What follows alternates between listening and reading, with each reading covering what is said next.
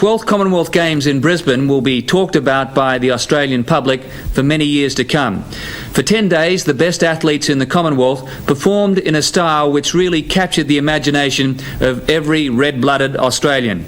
During this time, Queensland became an international stage, and what a great performance.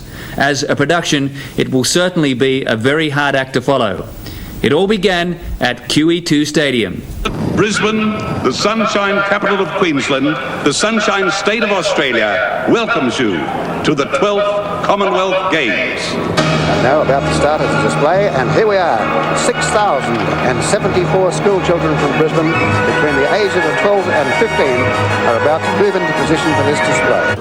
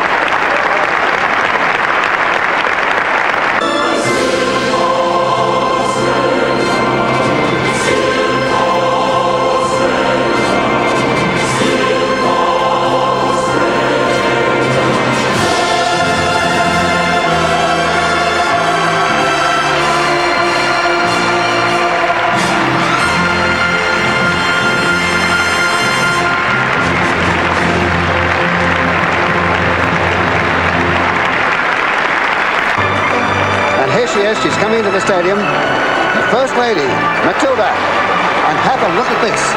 This is absolutely magnificent. And just watch for the blinking eye too. It's fabulous. Winking at the crowd right now.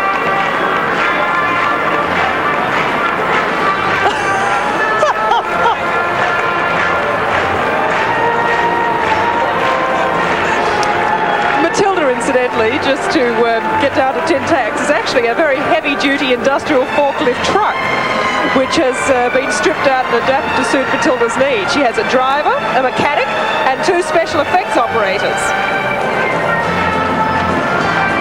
She weighs about 6 tons, incidentally. She's 13 metres high, and her waist measurement is 5 metres, poor lady. The distance from her front paws to her tail is 9 metres. I think she's inspired.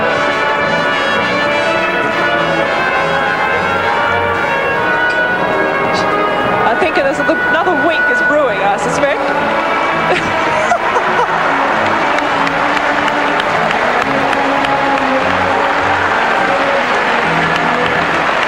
And here they are, just the young Matildas to come out, the tiny trampolinists. The trampolines have been placed in position. And down in front of us here, Rolf Harris has just arrived. And here are the trampolinists. Little Joeys, I think we've been told to call them.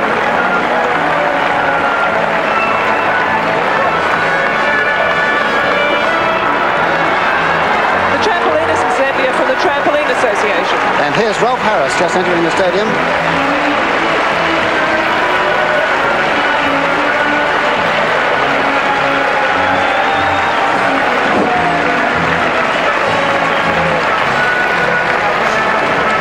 Geraldine, I think they've slayed them. I think so. I think Matilda is superb. I had no idea she was coming onto the track last time, and it absolutely blew my mind.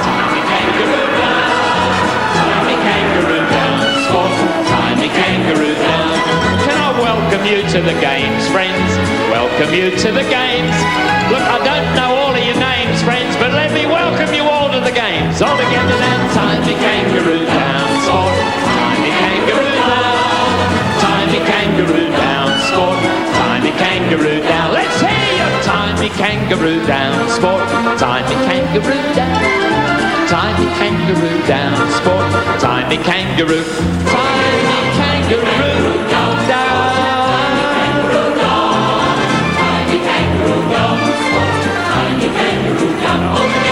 Tiny kangaroo down, sport.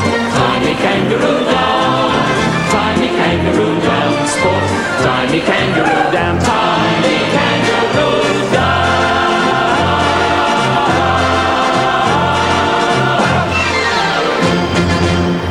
And here's the flag for Canada. The maple leaf forever. And carrying that flag is a great athlete, John Primrose, gold medalist for the trap shoot, 74-78, a world champion. And behind him, 244 members of this Canadian team. And of course, the great country of the Commonwealth Games, England and Australia, rivals for year after year. England's won 5 times, Australia 5 times, and Canada once.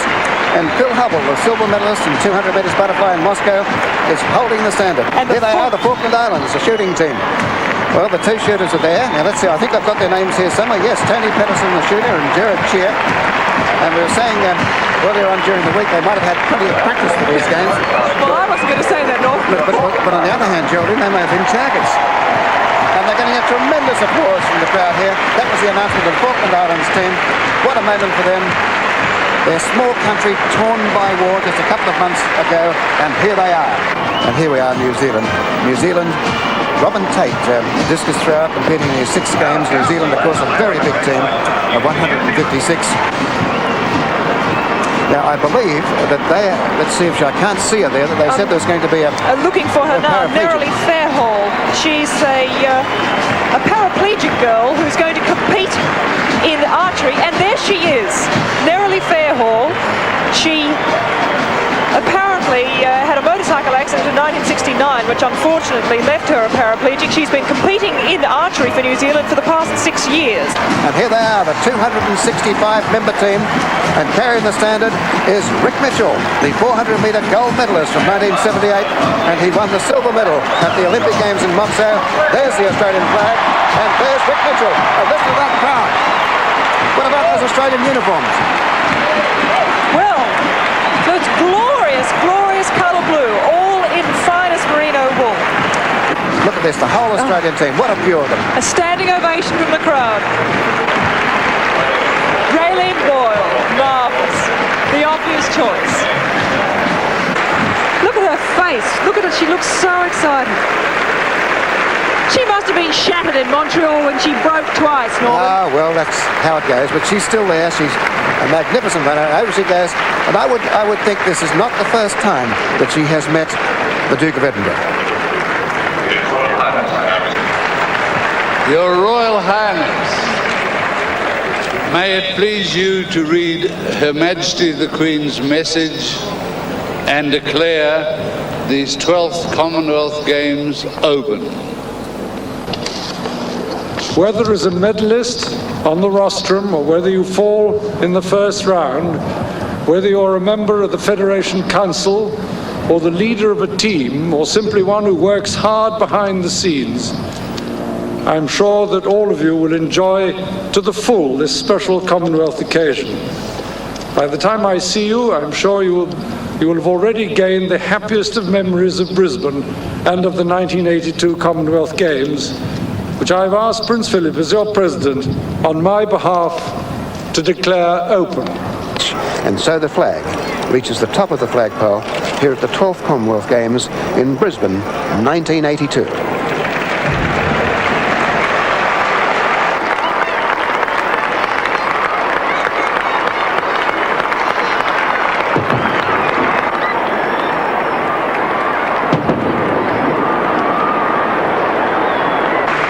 Coming up, we should see Tracy Wickham in just a moment. Yes, here she is, Tracy Wickham.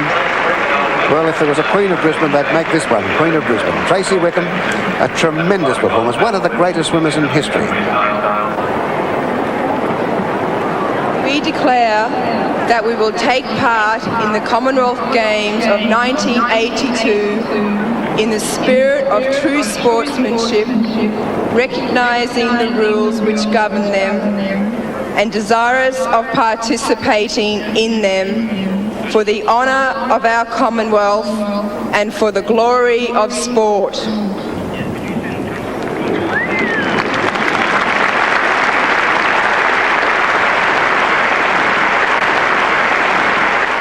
Well, these 12th Commonwealth Games were really put on the map by a young Canadian swimmer. His name, Alex Bowman. His event, the men's 200 metres individual medley.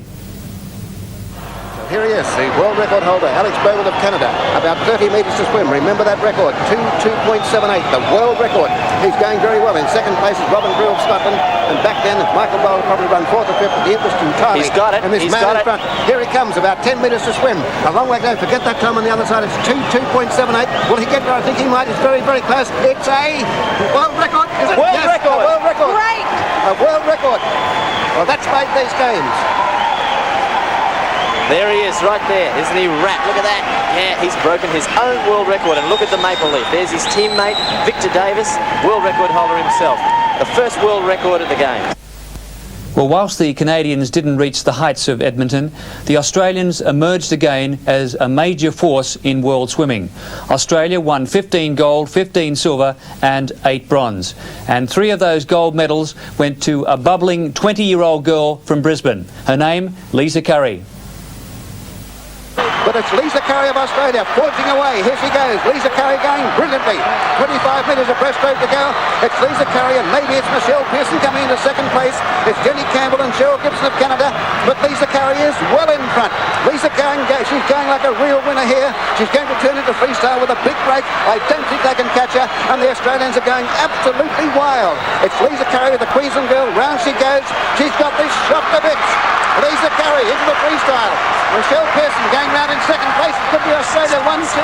In lane 7, Cheryl Gibson swimming a great race. But it's Lisa Curry way out in front. Lisa Curry now coming up the 25-metre mark there, nowhere near her. Lisa Curry back across to lane 7 at Cheryl Gibson. Also Michelle Pearson may get a medal on the far side. But Lisa Curry's going to bump in. Lisa Curry's streaked away from the field. She's spread eagled them. What a win this is. Lisa Curry, 5 strokes to go. Look at the time. It's 2:15, 2:16. She's done it. A great swim. Lisa Curry first, Cheryl Gibson second, Michelle Pearson third. What a time. 2:16.94. She's broken the game's record. And the new Commonwealth record. The Commonwealth record was held by Sharon Davies. 17.31, 16.9, Commonwealth record, Commonwealth Games record, Commonwealth gold to Australia, gold to Lisa Curry.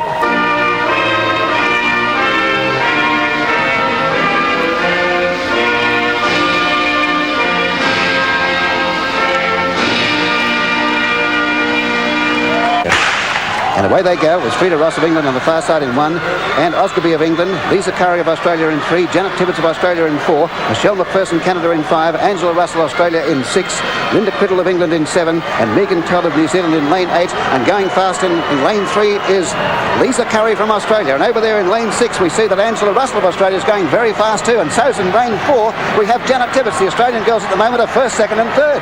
And here they are, the Canadian dropping back slightly. Round they go at the turn. And who's in front? It was Lisa Curry in 28.84. So Australia at the moment first, second and third. We have McPherson trying to go with them, but the Australians full of exuberance here. Lisa Curry, we have Janet Tibbetts, and over in lane 6 Anne Russell, or Angela Russell. Michelle McPherson supposed to be the dangers, about half a length behind. I don't think he's going to catch him, and possibly the Australians certainly first and second, but here's McPherson coming up on them now. It's Lisa Curry in lane 3 going very well. Janet Tibbetts in lane 4 is almost with it, but Lisa Curry in front. The Canadian girl will come through to get third, I think, but Lisa Curry it's going to be. Lisa Curry will win it again, and Lisa's done it. Yes, Lisa first, Tibbetts second, and McPherson third. Commonwealth record. Commonwealth record by 5/100ths of a second. Obviously a Commonwealth Games record, but there you go. Her second Commonwealth record in the last 2 individual events. Away they go this time. Hong Kong in 1, New Zealand in 2, England 3, Australia 4, Canada 5, Wales 6, Scotland 7, and India in lane 8. This is great swimming. They're swimming their best times ever. Brewer has never swum that fast. Delaney has never swum that fast. And Butcher can swim under 50. This is a tremendous performance by Australia. What are the records for this? Neil Brooks goes down now. 50 metres to go. The time's not even up to 3 knots. Away it comes now. Neil Brooks a long way in front. Canada and England backing out second place. Look at the Australians. They're going wild. Australia in front. 30 metres to go now. 25 metres to go. Neil Brooks is slaying them. The time up to about 3:15. What can Neil Brooks do? Australia. England's going to beat Canada. England will beat Canada. Neil Brooks coming up now. The time's only up to 3:20. Neil Brooks coming in. It's going to be a great performance here. Australia first. Australia 3:24. 3:24.17, a record. England second and Canada third. 50.5 for Neil Brooks. 50.5. And that's it. Go, go, go, Tracy. Tracy down with almost 50 metres to swim. She's increasing her lead. She's gone away to about 10 metres over Michelle Ford. Jackie Wilmot dropping back. It's not quite 10 metres, I think, probably 7 or 8. Michelle's going to get second. And here's Tracy in the last lap. And the crowd's going absolutely wild. Let's see how fast she can go. She went through on that slow early speed, which put paid to a world record because it was too slow early, but it doesn't matter. Look at the Florida Orange. Great good on you, Laurie. Tracy Wickham with 25 metres to go. Tracy Wickham 8 to 10 metres in front. The crowd standing to their feet to applaud this great Australian swimmer, the defending champion. And the two Australians have done it again, first and second. There's the world record now. She's about 5 seconds short of the world record. What a brilliant swim by Tracy Wickham. Tracy guilty. Michelle Ford coming into second place and Jackie Wilmot third, and Tracy Wickham has done it, and the crowd standing and yelling and cheering. It's Lisa Carey. She's still holding this lead. There's the margins. They come down to the 50-metre turn. She'll have 50 metres to go from the end of the pool. Now, can she be caught from there? I doubt it. Now, here she comes. Lisa Carey. Round she goes. And she's in front. She's into her turn. And here comes Lisa. The crowd really roaring now. Further across there to Kath Richardson. Michelle Pearson has moved up into third place. She's going well too. And right across there to Michelle McPherson. Well, it's Australia first and third, and Michelle Pearson coming out from the Canadian goal for second. But Lisa Carey's increasing her lead. She's going very well indeed. It's Lisa Carey of Australia in front with 20 metres to go. Over there is Kath Richardson in lane 4. Now Michelle Pearson coming out towards Kath Richardson. But Lisa Carey holding this lead. Only about 10 metres left. The crowd really roaring. And it's Lisa Carey's goal. I'd say, look at the time. She'll be under the record. And Lisa Carey first. Lisa Carey first, Richardson second, and Michelle Pearson third. A great race. Games record. Now Lisa Curry, that is her 5th gold medal swim. She's received 3 of those gold medals. She's also the bronze medalist from the 100 freestyle, so that is, this lady here would have to be the outstanding all-round athlete at the Games. Away they go. Peng of Singapore in lane 1. Michael Delaney, Australia in 2. Greg Fasada, Australia in 3. Neil Brooks, Australia in 4. We have Brad David Lowe of England in 5. Dick Burrell of England in 6. Blair Hicken of Canada in 7. And Graham Wellborn from Canada in lane 8. And Brooks really flying down that first lap. Look at the Australians over on the far side going extremely well. And so's a little Singapore boy over in lane 1. But it's Neil Brooks going to the first turn. Delaney's there with him. It's Neil Brooks round first. And Brooks of Australia is running second in 24.19. And the boy from Singapore was first. The guy from Singapore, the Singapore sling, is a 50-metre sprinter, but he won't last. And Neil Brooks is in front. It's Neil Brooks in lane 4 going to the lead now. Michael Delaney in lane 3 is coming with her over in lane 2. And Greg Fasada's going well, but it's Neil Brooks. Neil Brooks is in front. I don't think they'll catch it. It's Neil Brooks for Australia. Coming up well is Greg Fasada. And over there's Delaney. Maybe Australia 1, 2, 3. It's Brooks, Fasada, Delaney. Brooks, Fasada, Delaney. And that's how they finish. Brooks 51.14. Fasada 51.28.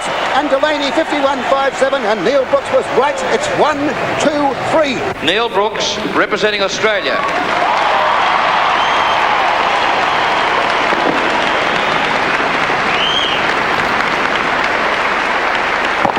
Neil's time 51.14 seconds.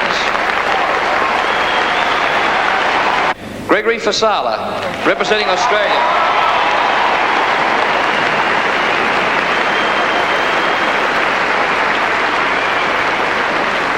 The winner of the bronze medal for the 100 metres freestyle for men, Michael Delaney, representing Australia.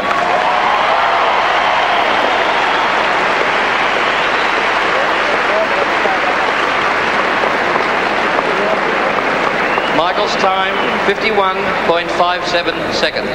She's going to be well under that. She's a couple of seconds under, I'd say. On 1:37, she went round 1:37.24. She's a full second in front of her record schedule. She's into the last lap, and Michelle Ford well in front. The English girls from the great race in second. That's Anne Oscarby, and over there to Janet Tibbetts of Australia in third place. But tremendous interest from Michelle Ford. She comes up now with 25 metres to swim. Remember that Commonwealth record is 2:11.29. It's Michelle Ford. The crowd really lifting to her now. This is a great performance by her. The clock up to 2:2. Here's the Commonwealth Games. The Games record is also the Commonwealth record. She has about 5 metres to swim. Michelle Ford going for that record. It's going to be terribly close. Can she do it? It will be what? Just outside it, but a great swim. Michelle Ford first, and second placing Janet Tibbetts. Janet Tibbetts, a great effort. Janet Tibbetts second, coming home over Osprey, and a tremendous finish for Australia. They're racing, and it's Maureen Muir Canada in lane 1 on the far side. Naomi Mirabasha Canada in 2. Lisa Carey Australia in 3. June Croft England in 4. Angela Russell Australia in 5. Susie Bomer Australia in 6. Jenny Campbell Canada in 7. And Deborah Gore of England in lane 8. And the battle here between these 3 Australian girls and June Croft. And it's Angela Russell taking the tempo up to June Croft and making a great race of this. It's Angela Russell who may be just in front. There's nothing between the two of them. Just behind them, the other 2 Australian girls, Lisa Carey and Susie Bomer. Round they go. There's nothing at lane 4 first. And she went round about 0.2 in front, but it's June Croft, the favourite in front. Now, can Angela Russell, a 15-year-old from Brisbane, get to her? Lisa Carey in 3 and Susie Bomer. The Australians are certain of a couple of medals, but June Croft going brilliantly in lane 4, the English girl and favourite. It's Angela Russell who's trying to get to it. And over on the far side, Lisa Carey's flying, but it's June Croft in front by about a metre or less than that. And this side, Angela Russell's trying to come at her now. It's June Croft and Angela Russell. June Croft's just in front. Angela Russell finishing fast. It's June Croft, Angela Russell and Lisa Carey. The Australian second and third, 56.97 is a games record. Well done, June Croft of England. And what a tremendous race by the 15-year-old Angela Russell. June Croft, very strong swimmer. Off they go. Kathy White of England in lane 1. Bev Rose of Scotland in 2. Cheryl Gibson, Canada in 3. Georgie Parks, Australia in 4. Audrey Moore of Australia from Tasmania in 5. Lisa Forrest, Australia in 6. Abdel Canada in 7, and Helen Jamieson of England in lane 8, and the 3 Australian girls in a straight line. But Lisa Forrest in lane 6, I'd say, will be just in front. Across there to Cheryl Gibson, who's going with a 2. Slightly behind them is Georgina Parks and Audrey Moore. Now onto the turn. It's over in lane 3. It's Cheryl Gibson going well with Lisa Forrest. It's going to be very close round the turn. Round they go, and it was Lisa Forrest in front. 30.66 is a good time. 30.92 was a faster split in the heats. So up they come. It's Lisa Forrest who's in front for Australia in lane 6. In fact, she's got a good lead over them. Over there in lane 4, we have Georgie Parks getting up to Cheryl Gibson. Audrey Moore slightly behind them. The Australian girls are first and second at the moment, but Lisa Forrest is holding the lead. Here's a race from her. Lisa coming right back to top form. I don't think they'll get her. Lisa, this crowd is screaming now. It was great from Lisa Forrest who's in front. Second place at the moment with Georgina Parks. Australia can be first, second and third. It's Lisa Forrest, Georgie Parks and Audrey Moore, and it was Lisa Forrest, Georgie Parks, Audrey Moore. 1, 2, 3 to Australia. 1, 2, 3 to Australia. Lisa Forrest has come back. The winner of the gold medal for the 100 metres backstroke for women is Lisa Forrest, representing Australia.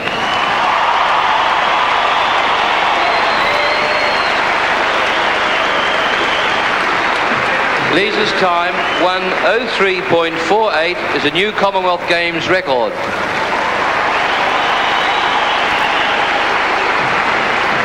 The winner of the silver medal for the 100 metres backstroke for women, Georgina Parks, representing Australia.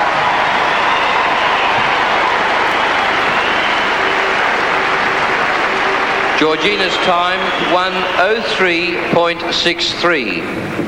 The winner of the bronze medal for the 100 metres backstroke for women, Audrey Moore, representing Australia.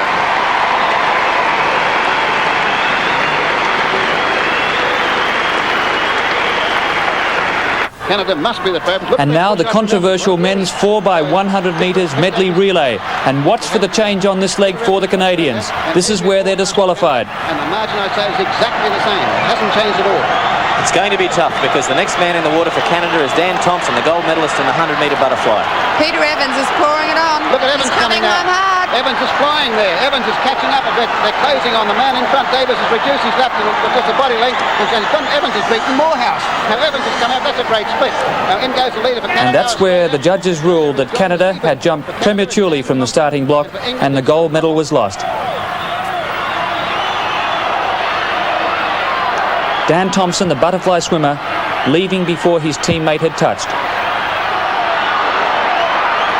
We now pick up the race in the last lap.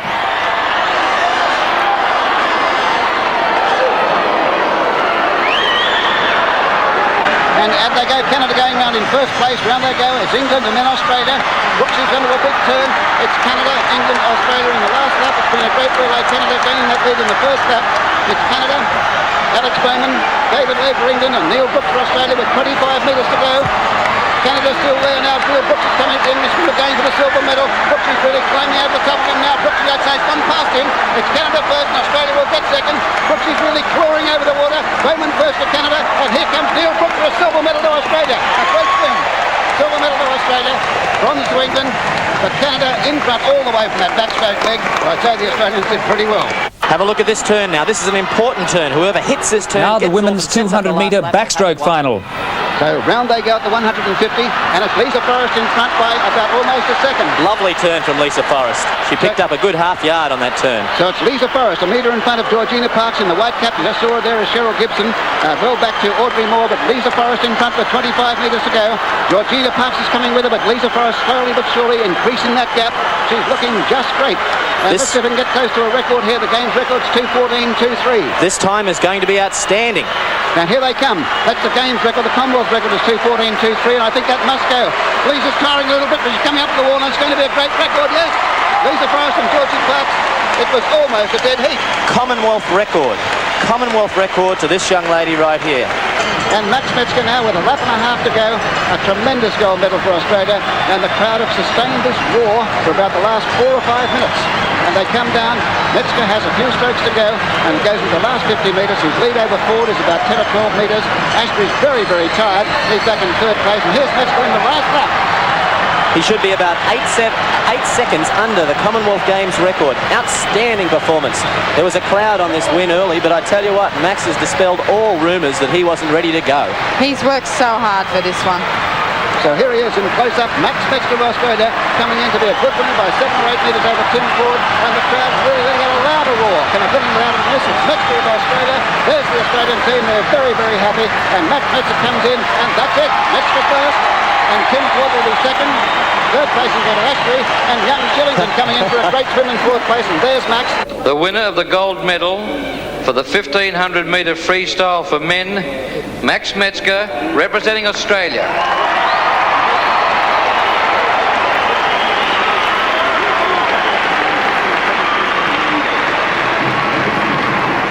Max's time, 15:23.94, is a new Commonwealth Games record. Tracy Wickham in the second last lap, June Croft, Jackie Wilmot, Susie Bowman, and moving up on this side is Rosemary Brown, but Tracy Wickham has a lead of 6 or 7 metres. She's really going for that world record. Look at the Australians cheering her on, and the crowd going absolutely wild here as the local heroine, the First Lady of Brisbane, in front of Her Majesty the Queen, is really giving them something. There is no competition. She is absolutely a superb athlete. Look at the distance between the second place. She's gone round at about 3:37. Now she can come back in 29. She'll break the world record. That's awful hard. Sub 30 on the last lap of a 400, but nevertheless, this will be one of the greatest swims of all Look time. at the other Australians though. Susie Bowman and both Rosemary Brown are closing on the English girls for a good way for second. Let's stay with Tracy Wickham. She's in front, 20 metres to go. Tracy 7 or 8 metres in front. The clock is up now to the 4-minute mark. She's pretty tired, but she's coming in. Tracy's going to go. She won't break the world record. I don't think she's going to win very, very easily. And here's the world record. She's a couple of strokes short. Tracy Wickham first. Tracy first, great race for second, probably Jackie Wilmot. Yes, Jackie Wilmot, I think. Jackie Wilmot beat June Croft, Susie Bowman fourth, and Rosemary Brown fifth, just outside the world record, 4:08.82. She's very, very happy that she hasn't got a record, but what a mighty effort. Any thoughts about your future now, Tracy?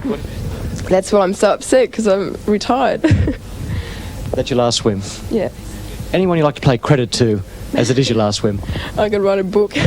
But the main people, I want to thank my parents who've worked so hard, and my coach Laurie. If it wasn't for him, I wouldn't be here. And my grandfather, and just sisters and everybody. The winner of the gold medal for the 400 metres freestyle for women, Tracy Wickham, representing Australia.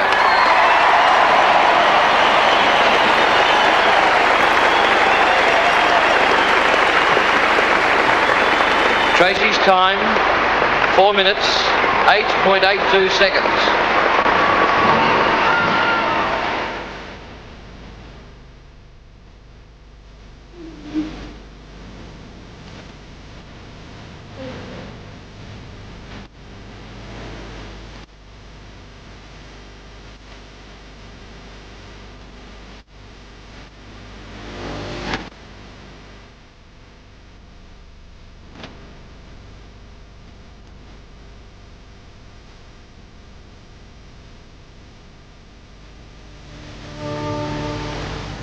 4 gold medals decided in diving, 2 for men and 2 for women, and Australia had 2 golden girls. Firstly, the women's 3-metre springboard, and it's the 21-year-old Val Beddoe from Victoria. She won a silver medal at Edmonton. This is higher degree of difficulty than the Canadian girl, Sylvie's got. Valerie finished 5th in the Edmonton Games in the springboard. So she certainly improved from that position. Knowing Val should go all out at this one. 2.7 degree difficulty. Oh no, she finished it very short. She punched out with that. Well, she punched out all right, but it wasn't at the right point. Came out at about a 2 1/4, whereas she should be a little bit beyond that. Yeah, a little bit hesitant too, yes. So I think she may retain 3rd position in the bronze medal. She retained 3rd, but she wouldn't be very happy with that. She's really psyching herself up for this one. She knows she's got to do a fantastic dive. Leads by 4.32 at the moment. No, she had trouble. She had trouble getting off the board. It was an awful stutter, but got through the dive okay. Let's see what the judges do with that. The crowd certainly enjoyed it, but maybe the judges would have seen it differently. Problem on the end of the board there. A little bit of trouble with the legs coming apart. The legs certainly apart. But she made a good job of it. Got in the water okay. Let's see what the judges do. 52.5.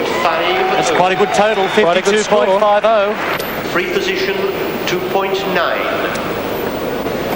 And here she goes. Let's hope for Jenny she can do it. Degree difficulty, 2.9. Come on, Jenny.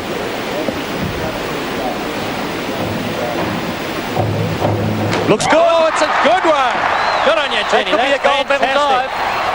Oh, well done. She's waiting for those judges' scores to go up. She needs a total of 56.83 to win the gold medal. Remember, we're looking at about 7s from the judges. Should do it. 6.5 to 7.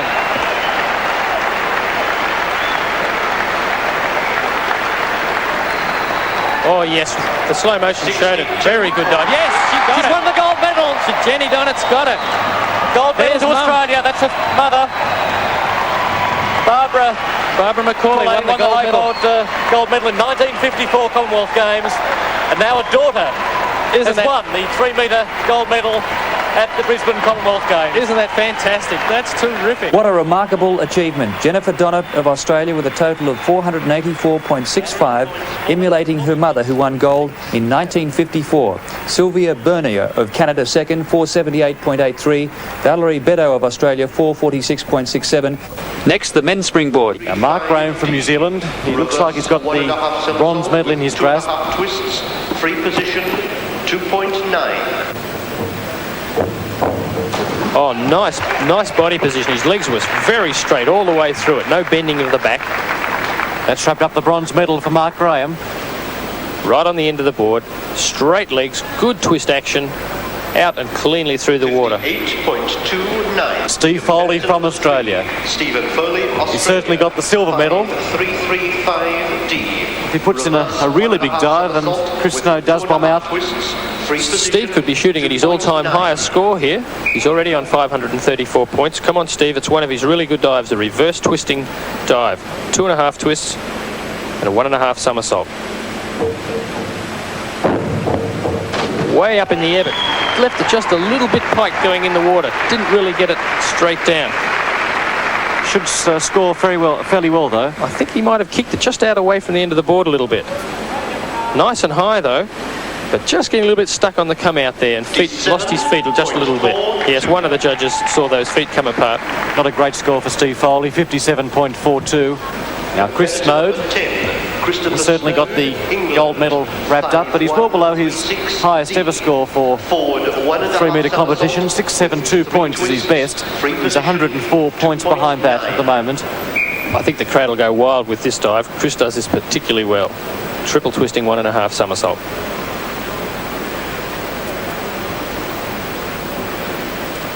Confident approach. A little bit bomby going in the water. The top of the dive, there was nothing wrong with that at all. You tend to have a little bit of trouble going in the water. Maybe he didn't get his hands together on the entry through the water. Look at the height, right up near that 7-metre platform. 63. No, it didn't get his head between his hands. Scored well, 63.51, top score of 8.5. The winner of the gold medal for the springboard diving men, Christopher Snowd, representing England.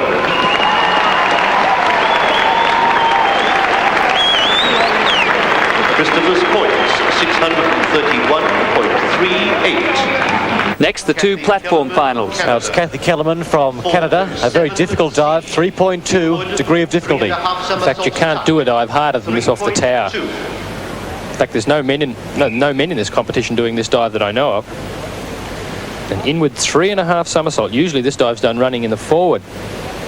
An inward 3.5 somersault. Really have to spin fast to get this dive around. Pressure right on Kathy Kellerman.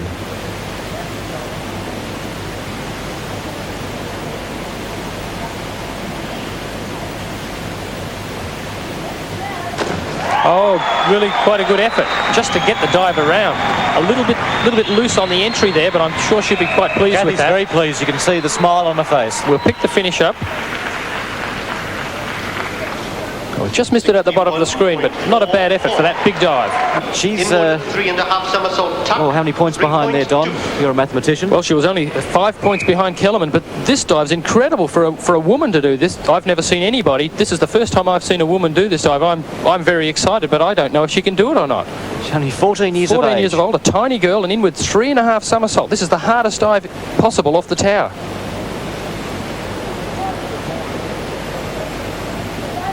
Oh, she's done it, a magnificent dive. And that will score very well indeed for Jennifer McCartan. That's almost unbelievable. I didn't think she would even get round, but she's come out near the 5-metre tower. Let's have a look. 1, 2, 3 somersaults, finished at the 5-metre and dived it in. Look at the scores, 73.92. Reverse 1.5 somersault straight. This is a very hard dive to do, but because Valerie's quite small, she can get this one around.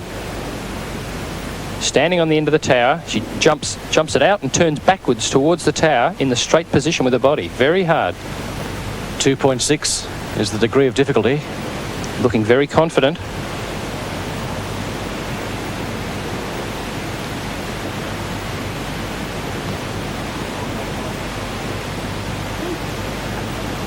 Nicely in the water. Fantastic dive.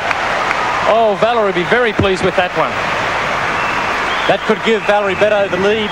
We got a few oohs and ahs from the crowd because it was surprisingly, they thought it was close to the tower, but that's how it has to be done, and nicely into the water. Oh, look at those scores. 2 9s and that 7.5. The lowest score, 67.8. The winner of the gold medal for the tower diving women is Valerie Beto, representing Australia.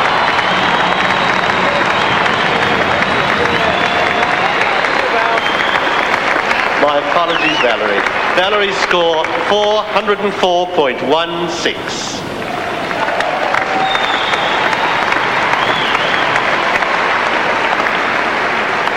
Canada, 5136D. Forward, 1.5 somersault with 3 twists. Now, John Nash from Canada, 2.9 is the degree of difficulty. It's a big difficulty dive, a triple twisting 1.5 somersault. Jenny Donnett's made this dive famous. Oh, a nice effort too. Into the twist very quickly, but he's really squared it up well on the end and dropped it in with very little splash. This will really score big. Let's have a look at the top. Good solid jump. 1, 2, 3 twists, squared up and in nicely. Very little splash for such a hard dive. And this puts extra pressure on Andrew Jacomos. They're the scores, 70.47. What a top score from John Nash. He's only 10 points behind, 10 points ahead of John Nash. So he's got to keep diving consistently to hold that silver medal. Oh, this is one of Stephen's very solid dives. A backward 1.5 somersault, 2.5 twist. There's a terrific view of the tower. Looks terribly high from up there. Needs a big one here. It's the entry that's all important on this. Good jump. Oh, very little splash, but just from the angle I've got here, it looked like he might have rolled it a fraction, but the crowd thinks it's terrific. I hope I'm wrong. Good jump, nice twist, way up above the tower. Good check out. And yes, it was a little bit long. Still scored well. Look at that score of 9.5, the highest score so far in the competition. And Steve Foley certainly holding on to second place. Chris Snowd this year was 9th in the tower in the World Championships in Ecuador. Chris is quite right in what he just said a few moments ago. Experience is the most important thing in diving. And he's certainly showing that this evening. He's diving very well. Nice jump. Oh, that's a near perfect dive. I wouldn't be surprised if we see a 10 from the judges here. Let's see if we get a 10. And that's the gold medal for Chris Snowd too, I think. I can't see anything wrong with that. Not even in the slow motion. There was nothing wrong with it. Oh, almost a 10. Two 9.5s, a total of 80.04. That's the highest score in the competition so far. The winner of the gold medal for tower diving men is Christopher Snowd, representing England.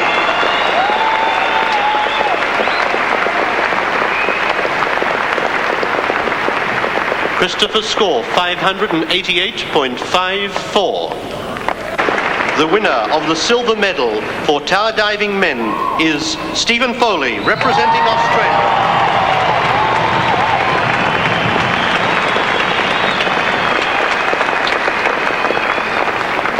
Stephen's score 524.55. The winner of the bronze medal for tower diving men is John Nash, representing Canada.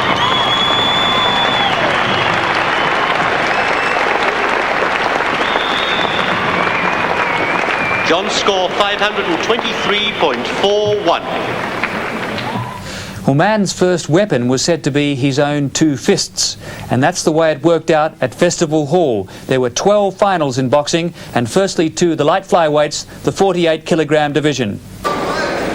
About 45 seconds remaining. The referee talking to the trainer in the corner, asked for the towel, and he's going to wipe the blood away from the forehead of Lion of England. And now it's box on. 45 seconds remaining.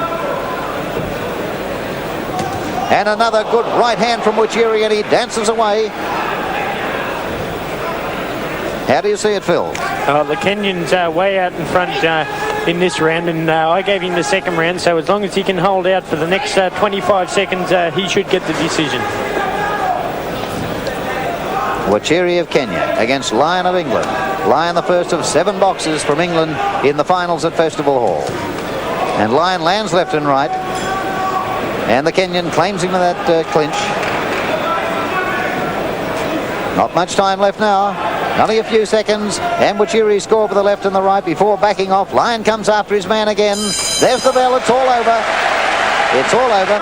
Ladies and gentlemen, the official decision, it is a majority. Point decision to the red corner. And QEII wins it. Abraham QEII of Kenya takes the first boxing gold medal. It's silver to John Lion of England and bronze to Lucky Siami of Zambia and Leonard Makanya of Swaziland. Next, the flyweights. To uppercut his opponent, but the Kenyan dances away once more. Mutua of Kenya and Kelly of Scotland. Only about half a minute left now.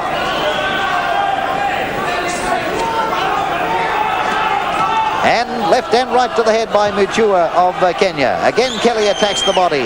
Mutua ties him up once more in the clinch. And Kelly lands a left to the head. Less than 20 to go now. Less than 20 seconds, and Kelly brings up a big right hook and a left to the face. Another right into the body by Kelly. And he fights the Kenyan off. It's a strong finish by Kelly of Scotland. He attacks the body again, but he's hit with the right hand to the head. And another right to the face by the Kenyan, and a left to the face by Mutua of Kenya as the bell ends round 3. Here's the result.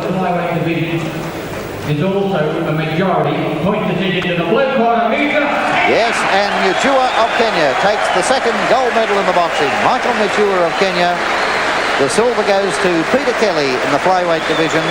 The bronze medals to Grant Richards of Australia and Albert Musang Kabala of Zambia.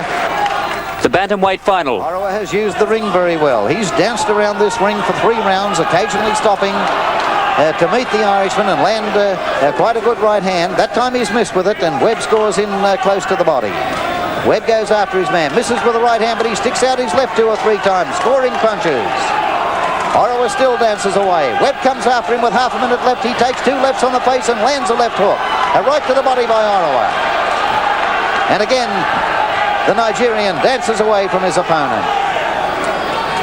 Only about 15 seconds left, and Webb landed a left hand to the face. 2 more lefts by Webb. The first one scored. 10 seconds from the end of the contest. Webb is looking for the big punch to put his opponent down, but he can't get close enough to do it. Less than 4 seconds left. The bell will sound any moment. There it is. The end of the bantamweight final between Joe Orawa of Nigeria and Roy Webb of Northern Ireland. And listen to this reception. Roy Webb of Northern Ireland, Joe Orawa of Nigeria, awaiting anxiously the announcement of the result of that contest. And I think it should go to Joe Orawa. Here it is. Yes, Joe Orawa of Nigeria wins the gold medal in the bantamweight division. The silver medal to Roy Webb of Northern Ireland. And the bronze to Ray Gilbody of England and Richard Riley of Australia. Fistic fury from the featherweights. Left rip into the body of Hanlon. And again scores to the body as Hanlon rushes in, but Hanlon plants one with the right hand on the side of Konyaguachi's face. Again in the clinch, and Konyaguachi it is who scores to the body and to the side of the head. That right hand is like a piston.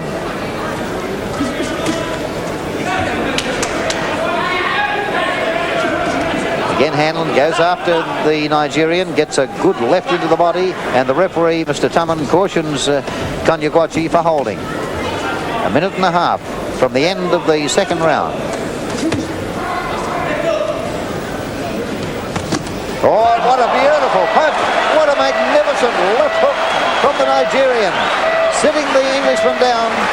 The referee, Mr. Tumman, applying the count. He's looking closely at the Englishman, and it's all over. He's called a stop to it. The Englishman doesn't know where he is. The decision in 1 minute, 51 seconds of the second round is a KO to the blue corner, Kanawichi. So it's gold to Konyaguachi of Nigeria, silver to Hanlon of England, and bronze to Rodney Harburger of Australia and Winfred Kabunda of Zambia. That made it 4 out of 4 for the Africans. Next, the lightweight final. Picked off right and left hands to the head. The tall Kenyan, I would say, is in front towards the end of this contest. Scores again with the right hand to the head. And again. And another one. And another by the Kenyan. About 15 seconds left now. McDonald pushes the Kenyan towards the ropes, but Kalili ties him up in the clinch. And the referee says to the English boxer McDonald, keep your head up. Less than 10 seconds left now. We're not far away from the end of this contest, and they slug it out. 2 seconds remaining. There's the bell. It's all over. The end of the contest, and in my book, it's looking like another gold for Kenya. Ladies and gentlemen, the official decision is the unanimous, the majority point decision to the red corner, Kalili. And Kalili of Kenya takes the decision over a very disappointed James McDonald of England. Kalili of Kenya takes the gold medal. It's the silver to James McDonald of England, bronze to Stephen Larimore of the Bahamas, and Brian Tink of Australia. And Awiso scores to next, the light welter bout and all-African final. And another right to the side of the face. Awiso comes off the rope throwing punches, and the referee asks Osai to keep his head up. 25 seconds left in the contest, and this one could go either way. Nigeria versus Kenya. Nigeria already has 2 gold, Kenya 3. Nigeria went into these finals with 3 boxers and Kenya with 4. Well, will it be a 100% record for Kenya or a 100% record for Nigeria in the finals? We'll soon know. We're nearly at the end of the contest. There's the bell. Ladies and gentlemen, the decision is a unanimous decision to the red corner, Osai Nigeria. And Osai gets it. Osai gets it. A unanimous points decision to Osai of Nigeria. The bronze to Clyde McIntosh of England and David Chibui from Zambia. In the welterweight final, the African stranglehold is threatened. Mukbi scores with the right to the side of the head. And a caution for Pyatt for ducking his head. We're close to the end of the contest, less than 20 seconds.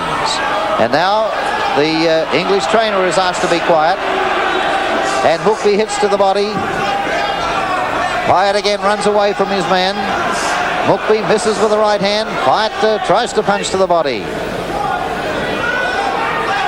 Hookby again goes after his man. Scores with left and right to the body, and so does Pyatt. There's the bell for the end of the contest. Ladies and gentlemen, the official decision is a unanimous point decision to the red corner. And it's a unanimous points decision to the Englishman, so it's England's first gold medal in boxing. And listen to the boos amongst the cheers from the crowd. There's a mixed reception for that announcement of the gold medal to England. Congratulations to Chris Pyatt. Silver medal to Laston Mukti of Zambia, and bronze to Charles Nwolo of Nigeria and Shanandra Bachaya of India. The light middleweight final, Canada versus England. A left on the face to get in close, but then gets tangled up with Nicholas Crooms. Sullivan missed with the right, but rips the left into the body again. Scores with the right in close. Right to the body by O'Sullivan. And the referee says to O'Sullivan, keep your head up, don't duck it. Scores with the left into the body again after missing with the right, then just pokes out the left, and there's a tremendous left hook. Tremendous left hook, and Crooms is down. He may take the count. It's all over. The referee stops it. It's a knockout win to Sean O'Sullivan of Canada. There's the announcement. Knockout win to Sean O'Sullivan, the boy from Canada. Crooms takes the silver medal, the bronze to Northern Ireland and Nigeria. Next, the middleweights. Doug Sam of Australia, Jimmy Price of England, and they are fighting for gold. I like the left of the face by Sam. Price through the left, but Sam backed away from it, but he took a good left to the head then from Price, and a right to the head by Price. A left, and another left, and a right, and Sam is down. A tremendous right-hand punch from Price. Tremendous right, a real swing, and it's all over. It's all over. Price has won it with that big swinging right hand which decked the Australian in round one. So it's a silver medal to Sam and gold to England. England's second gold medal in the boxing finals. Here's the decision. The Price from the red corner, England. A knockout win to Jimmy Price of England over Doug Sam of Australia. But for Australia, it's silver. For England, a gold medal. And the bronze went to McDermott of Canada and Oko Redudu from Nigeria. And now the light heavies. They're starting the slow hand pattern. Sani comes after his man with missed with left and right. Carissa scores with a light right, and another on the side of Sani's head. And the crowd give a bit of a cheer as both boxers threw 2 or 3 punches. Not all of them landed. Sani again short with the right after scoring with the right leg. Half a minute left now. And this is anyone's contest. Carissa perhaps has done most of the scoring, but his punches haven't hurt Sani. There's 2 more light rights to the face by Carissa. 20 seconds left in the contest. These two striving for the gold medals.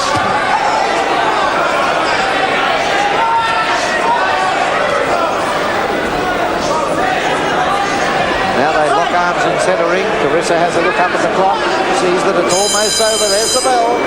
The end of the contest, and mostly boos from the large crowd. They're a very discerning crowd here at Festival Hall. Mostly boos. We'll wait on the decision. Ladies and gentlemen, the official decision is a majority. Points decision to the red corner. And it's a majority points decision to Fine Sani of Fiji. What a proud moment for this young fellow, taking the gold medal for Fiji in the boxing at Festival Hall. And only Fiji's second Games gold since 1938. The bronze to Barry of New Zealand and Poto of Zambia. And finally, the heavyweight showdown. The heavyweight division final. Willie DeWitt of Canada in the red shorts against Hilton of England, and already a tremendous left hook puts Hilton to the canvas. A count of 8 within seconds of the start of round 1. Oh, this fellow packs a dynamite punch in both hands. Willie DeWitt, the North American champion. winner this year in those championships over the champions of both the United States and Cuba. But Hilton comes fighting back now. He's a game lad. He's already been decked by that tremendous left hook. Scores again with lefts, does Hilton. But DeWitt comes after his man, a right and a left, and Hilton is down. The second count applied by the referee. And I think it's over. Yes, it's all over. It's a very fast knockout win. 47 seconds of the first round. A knockout win to Willie DeWitt of Canada. There it is, a knockout win to DeWitt of Canada. The bronze medal to Kenya and Tanzania. There are 10 bodyweight categories in weightlifting, a sport which goes back to the ancient Greeks. So it was appropriate that a man of Greek descent started off the weightlifting competition. Australia's Nick Voukalatis in the 52 kilograms. Nick has already recorded the total. That's his first attempt. He got 107.5. Well, that's made him a certainty for a medal. QEII came out, tried to catch Nick on his first attempt with a 112.5 kilo lift and failed. So if Nick gets this, he's got it sewn up. I don't think there's any question about that at all, unless QEII breaks some sort of record. So let's just see how Nick goes here now. He's well on the way to a gold medal. From my point of view, I wish I could cheer up here in the commentary point, but I better spare you of that. Nick Voukalatis.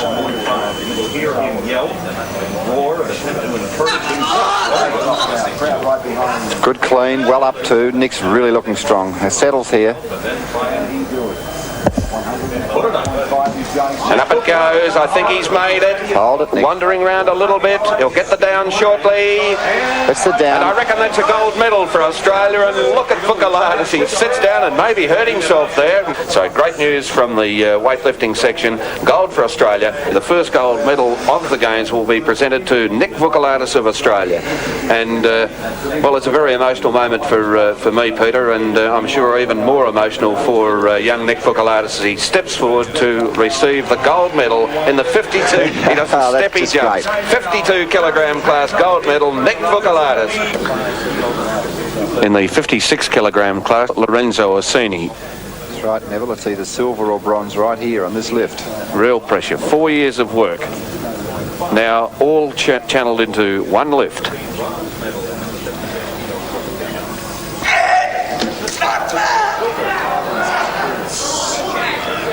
Come on, Lorenzo. Oh, nearly. So close. So that'll be bronze in the 56 kilogram class to Lorenzo Orsini. Grossing competition here for this 56 kilogram gold medal.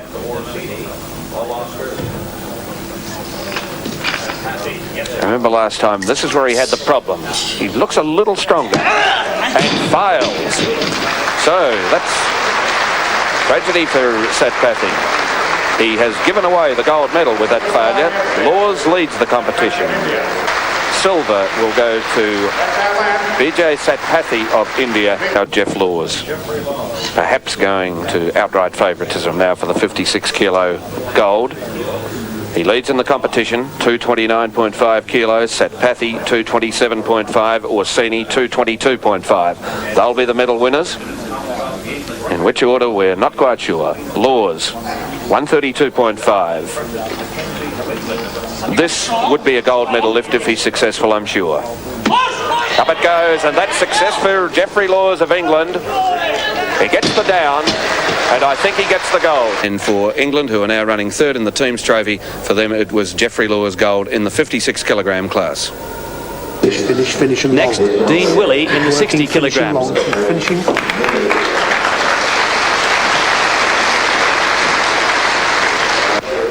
There's a crowd really appreciating this effort from young Dean Willey. Dean's had a marvellous tournament, there's no doubt about that.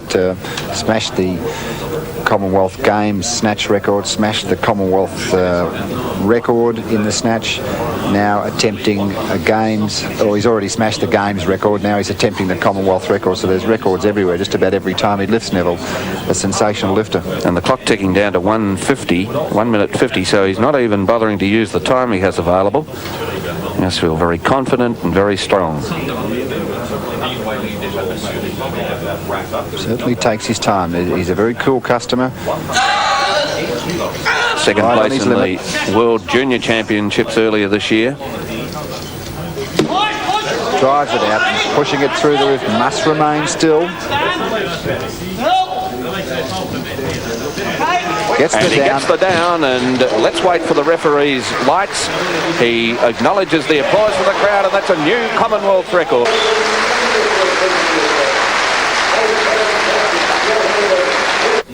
The fourth final decided 67.5 kilograms.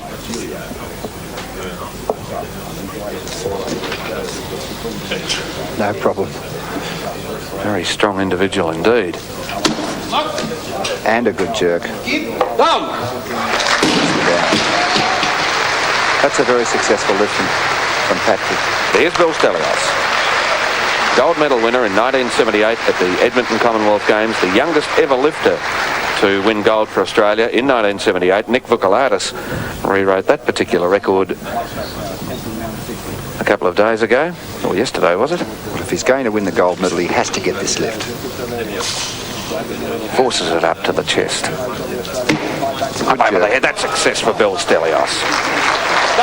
Gets the down signal from the referee and gets white flags all round. So a success for Bill Stelios, a new Commonwealth Games record at clean and jerk. This could be the lift that decides what Stelios is up against. David Morgan of Wales. Oh, and he's got that up. Oh, that's good. No problem. Gets the down from the referee, so David Morgan will total out in the competition at 295 kilograms after being successful at 162.5 kilos. David Morgan of Wales went on to take the gold medal. Bassi of Nigeria was third, with silver going to Australia's Bill Stelios. Next, Tony Pignoni from Australia chases gold at the 75 kilogram division. Come on, must get this. Pressure right on.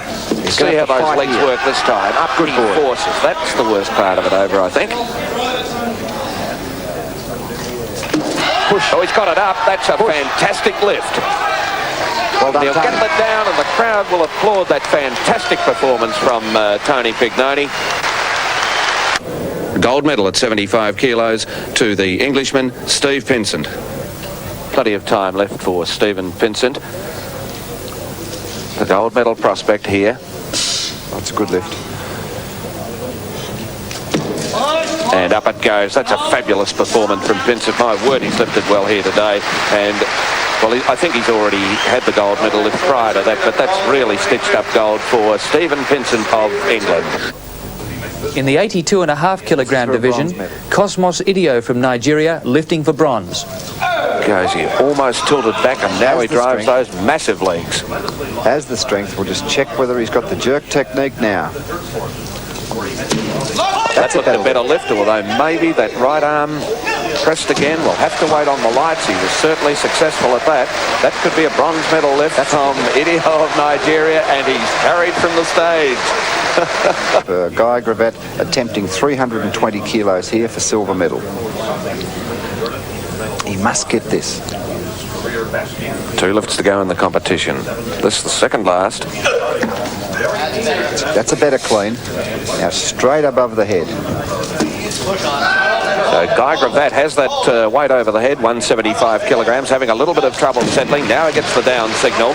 And we wait on the lights for Guy Gravet to signify a good lift. And yes, it's successful. Now just watch the professional way in which this guy goes about the business of lifting. 175 kilos is 385.75 pounds.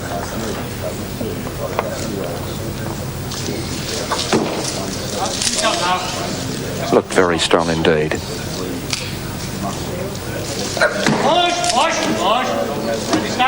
Just sets those legs, gets the down from the referees, settles the weight on the floor to make sure it doesn't roll down into the pit. And Newton Burrows from England went on to win with a total of 325 kilograms. That was a game snatch and also a totals record for him. And now at 90 kilograms, Australia's Mike Sabeljack. And this for a bronze medal in the 90 kilogram class, one would suspect. On body weight, he's in front of Squires. Get up, Nick. Now he's got to drive with the legs, and he does that now. He's extremely good above the head as a rule. Up it goes, and that could be bronze for Michael Sabblejack. He gets the down from the referee. Peter Pinsent of England, 185 kilos to take a 2.5 kilo lead. He's well up. Now this is where he's got his problem. That's a better lift. That's better. That's better. He'll be allowed that, I'm quite sure, as the bar goes down. Applause from the large crowd here at Chandler. Robert Cabas attempted 190. Possible gold medal lift. He has one lift to come after this, as does Peter Pinsent of England.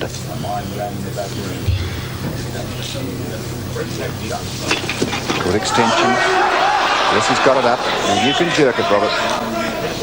Come on, Robert Cabas. And he gets it up over the head. He's got the lead in the competition. He's only got a steady. Gets the down from the referees. He loves that. That's super stuff, Robert Cabas. And the gold to Robert Cabas, Peter Pinsent taking silver, Mike Sabblejack taking the bronze. In the 100 kilogram division, the incredible Hulk, Oric from Nigeria. It's got the power for the clean. Now this is where he's in trouble. Oh, that's a beautiful lift. No trouble at all, and he's, I think, hit the lead in the competition. Well, he received a standing ovation for about 60 seconds. Oliver Oric from Nigeria, a Commonwealth Games record total. Langford of England second, Roy of Canada in third place. Next in the 110 kilogram division, Australia's Joe Cabalan. His fourth lift in the competition, but first clean and jerk. This would give him a running total of 325 kilos. Again, a very important lift. Joe's first lift in the snatch. He missed it badly, and he needs a good first attempt here. Good, caught the bounce nicely, stood up.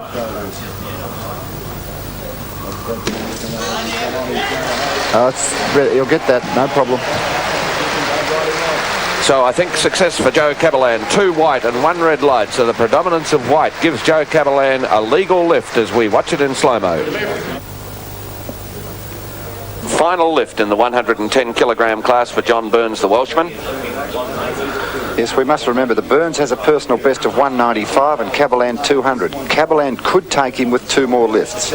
But up it goes. Depending on this. That's driving hard with the legs. This is 425 pounds on the bar. This is his problem area.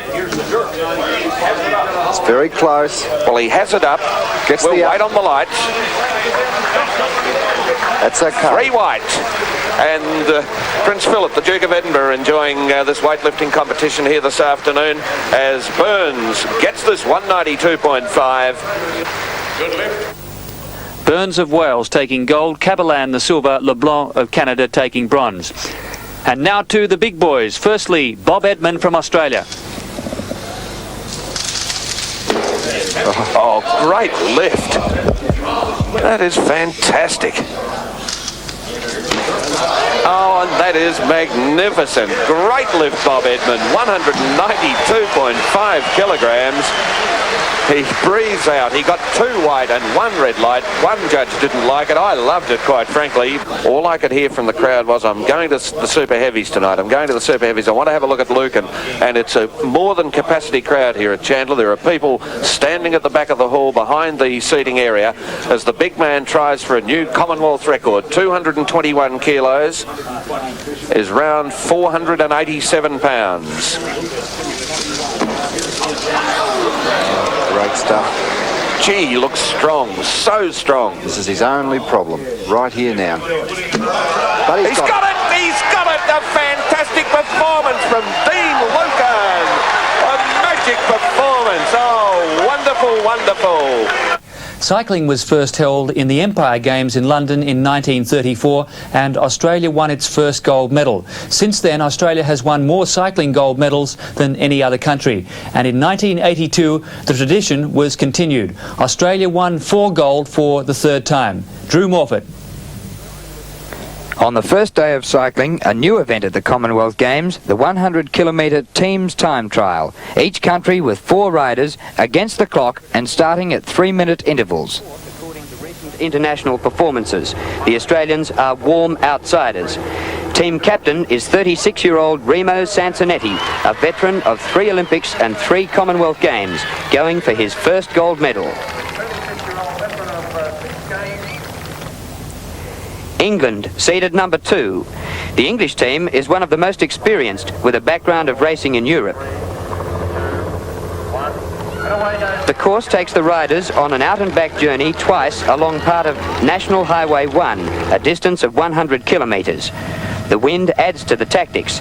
They'll ride into it twice and back to the start-finish line. England's teamwork is evident as the riders take turns at providing a windbreak for their teammates. By sharing the work, a team can go faster than one man alone can travel. Somewhat surprised themselves, the Australians, fastest to the turning point and raising hopes of a first-up gold. Scoreboards keep the large crowd informed on what is happening down the road. Australia leads by 3 seconds from Northern Ireland and 9 seconds from England. Back at the start-finish line at the halfway mark, and Australia has opened up a lead of 25 seconds. Look at the turn as the home team uses the turn to change positions. The chances of a gold medal are on. England has overtaken Northern Ireland on the return leg and lies second to Australia and looking the most likely threat.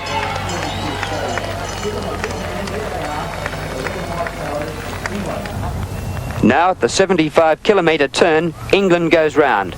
The deficit behind the Australians is now 50 seconds. But at this turn, Ricky Flood of Australia locks a wheel and punctures. A change of bikes uses up about 20 seconds. The Australians wait as Flood joins the team. The decision by Sansonetti could be costly, but Australia has ridden a superb race. The crowd goes wild as the team pours home with a gold medal almost assured. What a way for the home team to start with a win in the first event. The Englishmen have caught up 20 seconds in the last 5 kilometres. The 4th rider drops off, letting the 3 who will count towards the time race for the line. As the public address announcer counts down the time which will give Australia the gold, England storms home with 6 seconds to spare after an amazing finishing burst. So the honour of the game's first gold medal goes to England, the team of Bob Downs, Malcolm Elliott, Steve Lawrence and Joe Wuff. The margin, 6 seconds to Australia for the silver and 1 minute 29 to New Zealand for the bronze. Now to the Chandler Velodrome, the 1,000-metre time trial, an individual ride against the clock over 3 laps. Rhythm now, as you can see on the screen there, he's really riding well. 45.50 the time to beat, and he's inside it. As long as he can keep it going, he should be the new leader. He's coming up to the 800-metre mark. This is Chris Wilson, the Australian. He's had the fastest time for the first lap, the fastest time for the second lap. He's a chance to go to the front here. 106.95 to beat. He's going to be inside it. Oh no! He slowed in the last lap and 107.92. Gary, do they always slow down in the second half, or is it possible to come home stronger? Well, it normally depends on, whether they're a sprinter or... Normally depends on whether they're a sprinter or, they have road condition. He looks like he's going to be the new race leader, Drew. He's riding very fast over the last 200 metres. He's actually picking it up. Just good, strong finish. 106.95, that's a new race leader. First gold medal of these games to New Zealand, to Craig Adair, the reigning New Zealand junior and senior time trial champion, but causing somewhat of a surprise in the star-studded field, even allowing for the absence of Kenrick Tucker. The winner of the silver medal for the 1,000 metres time trial is Chris Wilson, representing Australia. And the home crowd very happy with Chris Wilson's performance in taking the silver medal.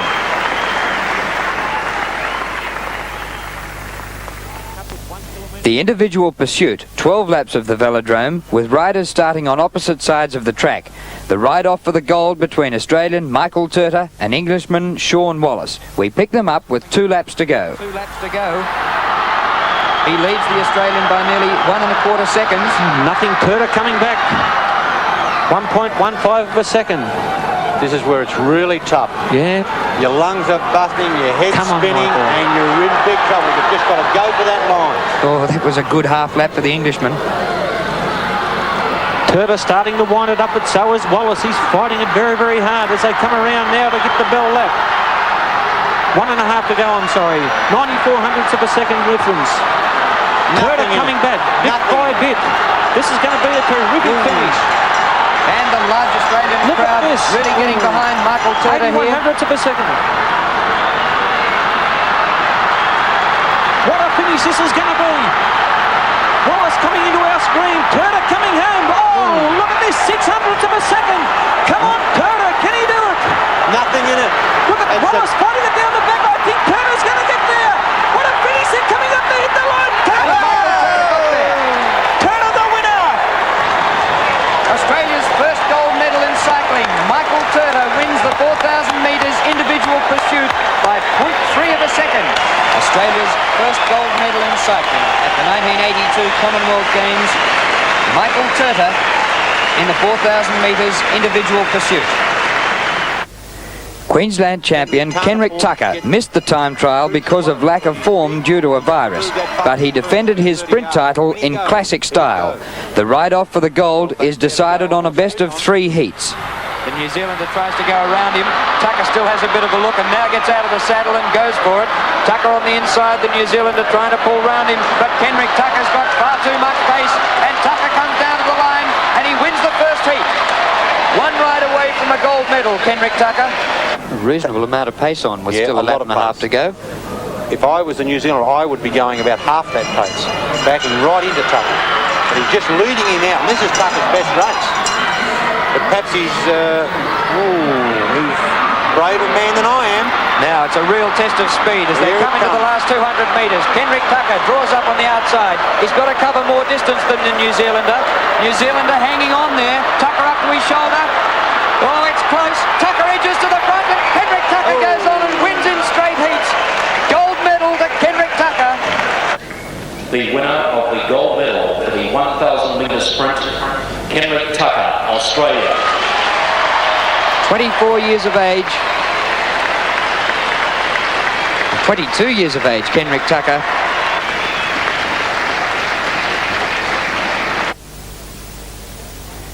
The Australian pursuit team was regarded as a firm favourite. Each team of 4 starts on opposite sides of the track. In the semi-final, we met England. Here comes Michael Grinder coming in to get the bell. 1 lap to go for the Australians. The game's record time is 4 minutes 29.43 seconds, and they're 2 seconds inside that schedule. This could be a Commonwealth Games record for the Australians and would make them hot favourites for the gold medal tomorrow night. 80 metres to go for the Australians as they power off the last bend. And a time of 4:47.09 is over 2 seconds inside the game's record. Fantastic ride. And the Australians went 1 better in the final against New Zealand. Medal for Australia because they're still very strong and leading by over 2 seconds, and we could see another games record. Michael Turner high on the track now. They're still 1 second up, and they're coming in to get the bell. Coming up for the bell now. 1 lap or 333 metres to go for the Australians, and still 1 second up on the schedule to go inside last night's games record. Look at Nichols pouring it on down the back straight.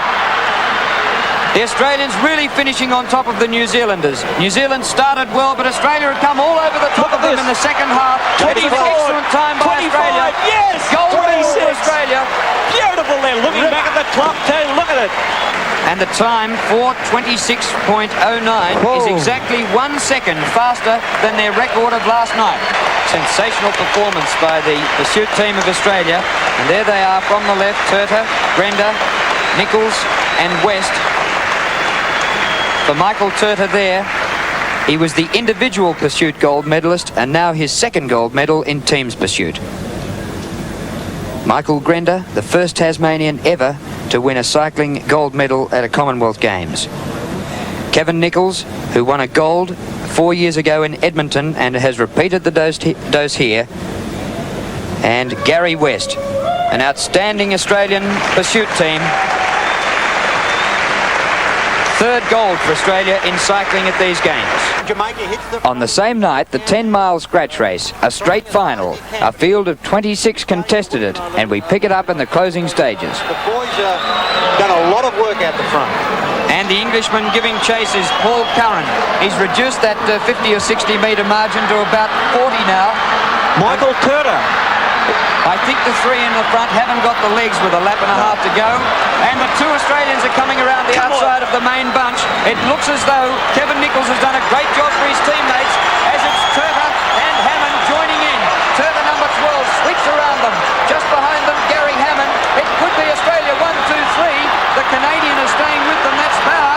Australia 1, 2, 3 at the moment. What a fantastic bike race. Still in front is Kevin Nichols to win. Nichols to win. The Canadian picking up distance on the inside. Kevin Nichols goes across to win. Gary Hammond second. So here's the finish now with Kevin Nichols of Australia leading. Throwing out the challenge, Gary Hammond on the outside. The Canadian on the inside. Oh, I think it is 1, 2, 3 for Australia. 1, 2, 3 for a magnificent performance. The final cycling event, the road race over the killer journey of 184 kilometres with a start at 7 o'clock in the morning. Before the gun actually went, the Australians starting in the back of the pack.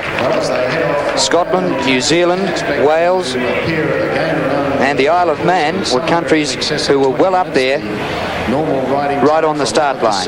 A field of 46 from 14 countries away in the Commonwealth Games road race for 1982. 13 laps of the circuit around the Chandler Sports Complex, a distance of 184 kilometres in round terms, or 114 miles. A little bit of cat and mouse playing around there in the early stages, everybody trying to sort everyone else out. You can see the steepness of the road on the screen there. Now they're really starting to get onto the wall, and you can see they're all out of the seat, bobbing and weaving, getting as much pressure on the pedals as they can. So Russell Harrington of Wales, who's led the race for about 35 or 38 kilometres in a solo effort, is about to be caught by the next bunch, which has in it two Englishmen, Malcolm Elliott and Steve Lawrence, Roger Sumich of New Zealand and Steve Bauer of Canada. Probably the medalists will come from the group of four about to go past Harrington. Now, can the Welshman stay with them? Yeah, he looks okay. He's just sort of trying to get into the slipstream there. I'll be surprised if he does, very much work now. He's very tired. Almost within sight of the finish line. Into this dip, about a kilometre from home. Absolutely no pace on whatsoever. Just about a walking pace, and this is very dangerous because if somebody at the back, or the fifth guy at the back of the field, comes from the back at 100 mile an hour, establishes a big gap, it's all over. Bauer of Canada leads from Sumich of New Zealand, Harrington of Wales, and the two Englishmen, Elliott and Lawrence, at the back. They've worked out some tactics, as we saw about a kilometre ago. What are they going to do? Now they get out of the saddle. A bit of a rise, probably only about 350 metres to go, and Sumich, the New Zealander, springs round from behind them, overtakes Bauer. Sumich leads, Bauer in second place. In third place, Elliott of England. Harrington, who did all the earlier work, is going to get tailed off. Roger Sumich of New Zealand comes down, but he's being overtaken here by Elliott of England, and Elliott of England goes over and wins the gold medal from Bauer with Sumich third. Lawrence finishes fourth, and Harrington of Wales fifth.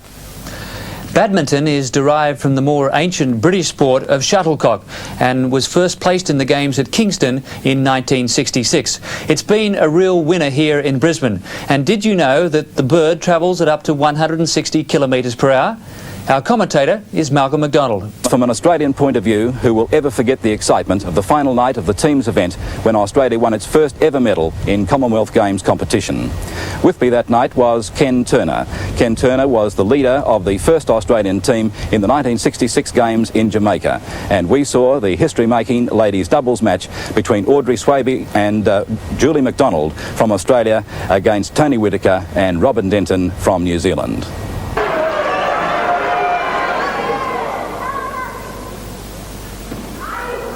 Short service. Tony Whittaker, 8-13.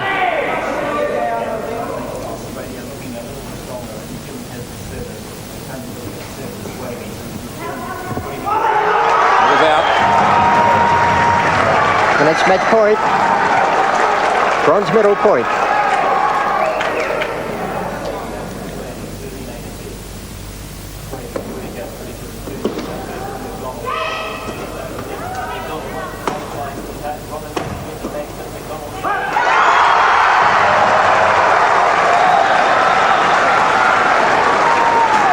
There is match point to Australia, 14-8. And Audrey Swaby to serve for the match and the bronze medal. Well, not that time, but now the youngster Julie McDonald, just 21 years old, serving for the bronze.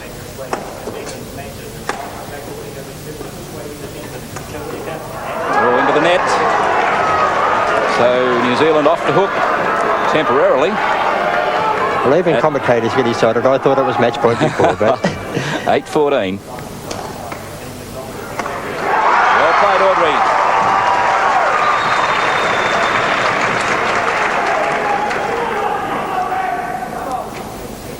Robin Denton. Not quite, Audrey. Need a little bit more lift. Robin again for New Zealand. Well played, Tony Whittaker. 10-14.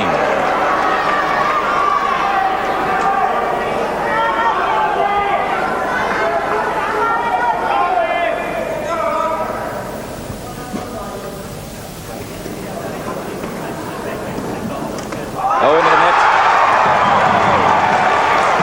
Now Australia back in. It's match point. And Julie McDonald with the shuttle. Match point, playing for a bronze medal. Well, it'll be Audrey Swaby to see if she can do it for Australia. Match point.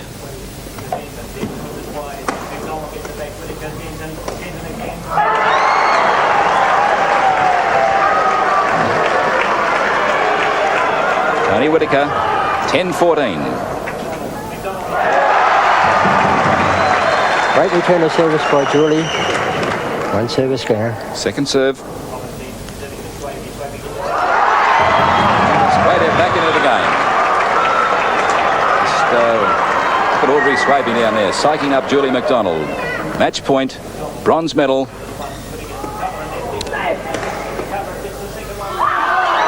It was in. Oh, the tension builds. It's unbelievable. Audrey Swaby. Match point. Well, New Zealand not to be denied. Tony Whittaker at 10-14. Oh, now 11-14. Audrey called no, but Julie was too far through the shot to let it go.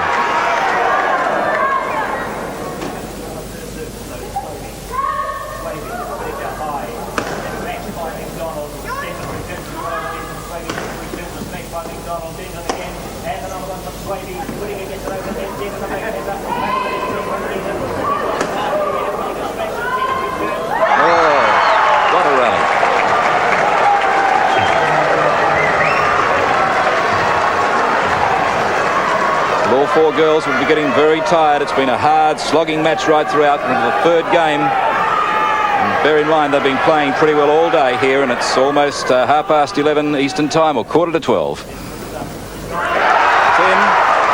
So match point again. No second serve. Second serve, Robin Denton of New Zealand. 12-14.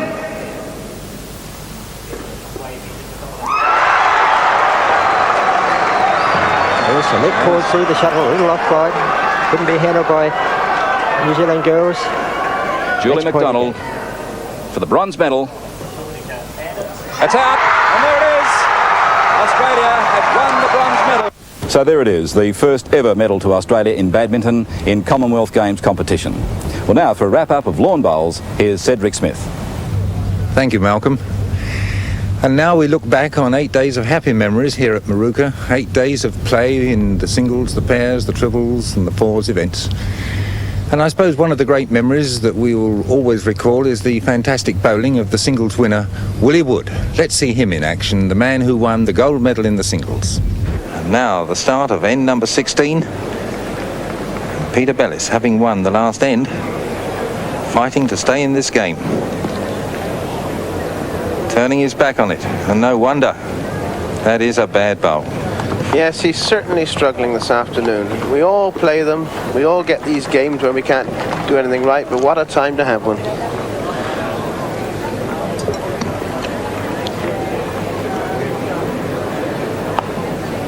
The reply from Willie Wood. That's not much better. But nevertheless, it's just that shade nearer the jack. So Peter, can he get one on top? If he got one on top that jack, it would give him so much confidence. Well, he's pushed it out.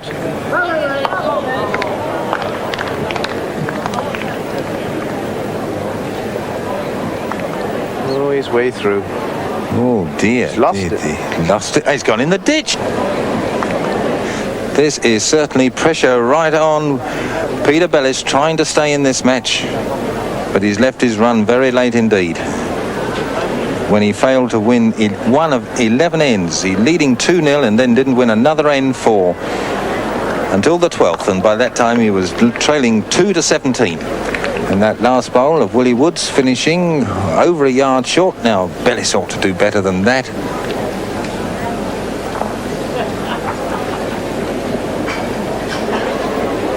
Is this staying? He's in the ditch again, I think. Gosh. This man has cracked, I think, David.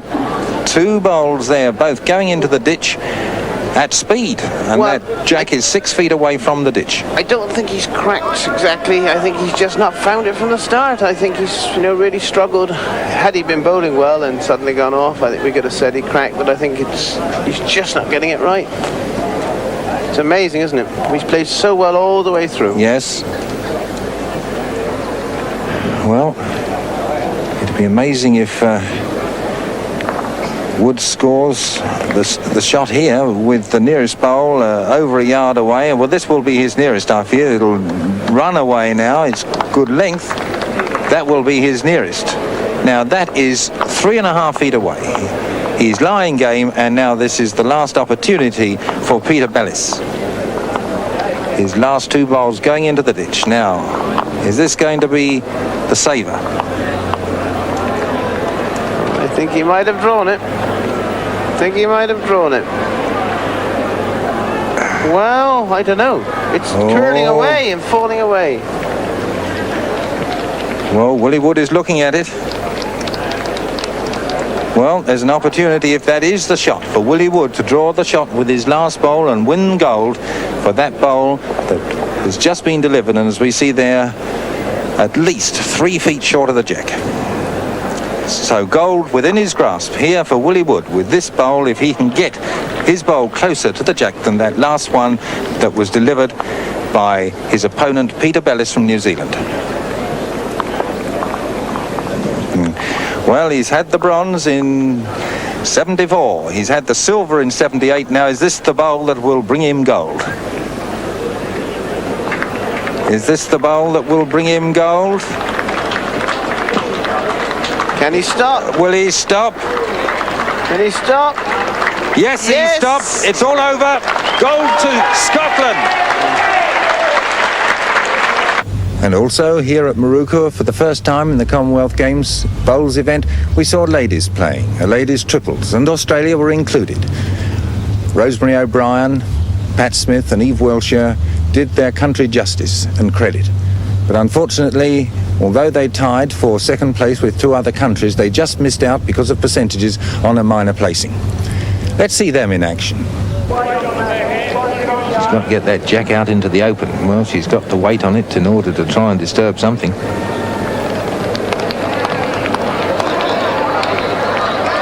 Oh, and she's done it again. She's having a great game. That was a very, very important goal. But for the second time running, we have the jack displaced and out near the string.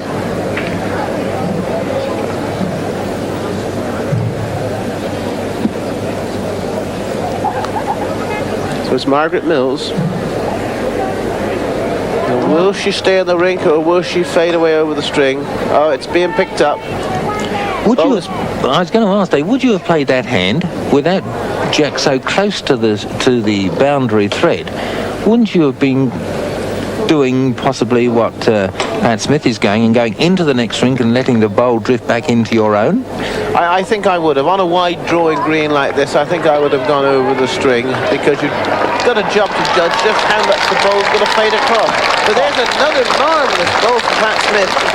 He can't do anything wrong. Got a good surname, Ian. Oh, yeah. I was wondering how long it was going to take you to say that this morning. I really did. You never mentioned it the other day when she bowled like a cobbled camel. And now she's bowling so well this morning. Oh, look at that! Oh, what an exhibition we're seeing from these ladies this morning. Bowls has been represented every time in the Commonwealth Games, 12 in all now, but never has Australia won a gold medal. Silvers, yes. Bronzes, yes, but never a gold until this time, when in the fours event, the Australian team of Bert Sharp, Robbie Dobbins, Don Sherman and Keith Poole, they were successful in winning gold for Australia. So Keith Poole now, studying the head.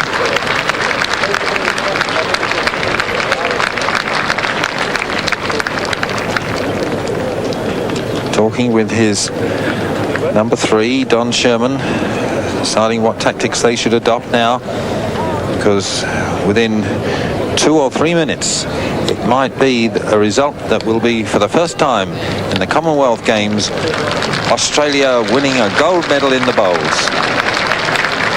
They have represented the country in the singles, the pairs and the fours events at every Commonwealth Games, right from the first one in 1930 at Hamilton. Never have they won a gold medal. Silvers, bronzes, yes, but never gold. So here comes Keith Poole's first bowl on this last end.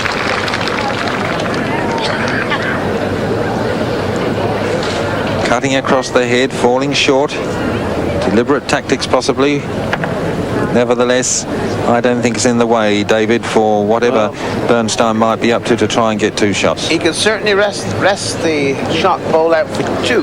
Whether he can rest it out and get 3, I don't know.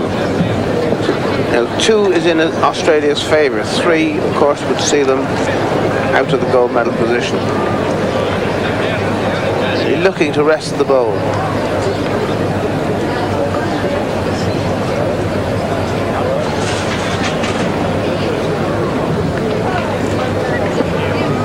Well, that first one comes to naught. There's just one bowl separating now Australia from a gold medal, and that's the second delivery from this Zimbabwe skipper Alan Bernstein. Now this is Keith Poole's final bowl.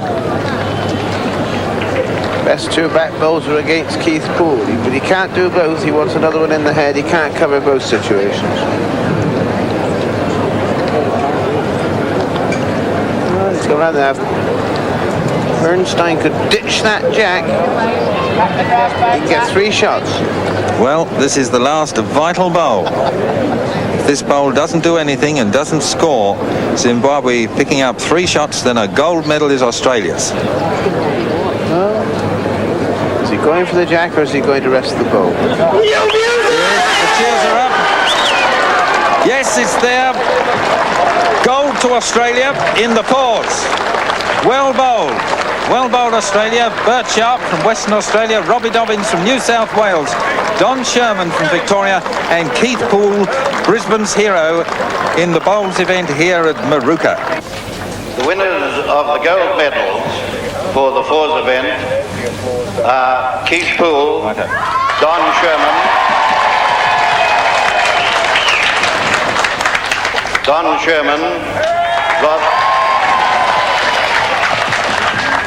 Rob Dobbins,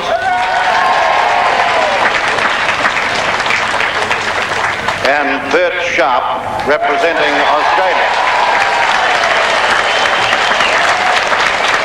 Well, wrestling is one of the oldest sports known to man. It dates back to 3400 BC. But here in Brisbane in 1982, there were 10 finals decided. In the 62 kilogram, it was Robinson from Canada opposed to Brown of Australia. Canadian leading by 4 points to 3. The gold medal will be decided in 27 seconds.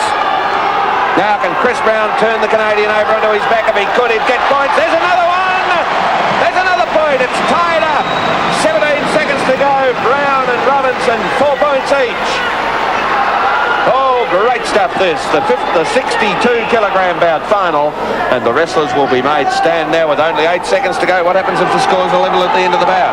Well, there's no 4-point moves, so they count the 2-point moves. I don't think there's been any, so it'll be back to who scored the first point. Unfortunately, that's Robinson at this point. And there's so the Robinson may get it. And it looks like the Canadian will win. Oh, that's disastrous luck for Chris Brown. Disastrous luck. It's 4 points all. And there's the winner. Well, that hardly... What an incredible system. The Canadian scored first, so he wins the gold medal. The bronze medal went to Atazi of Nigeria. In the 68 kilogram, it was Australia versus India.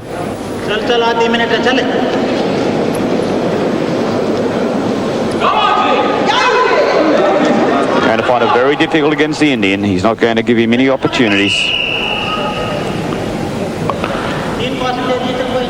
A warning on the Indian, and that's 3 passive warnings now against the Indian.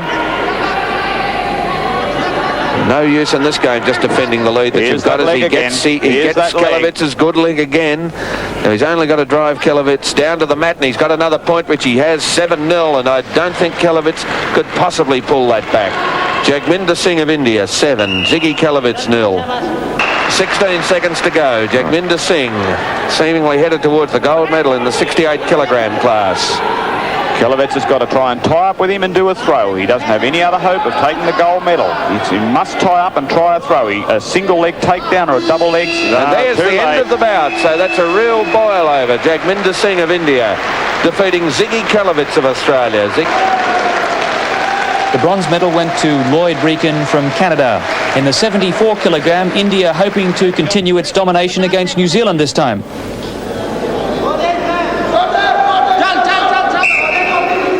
6-1 the New Zealander down.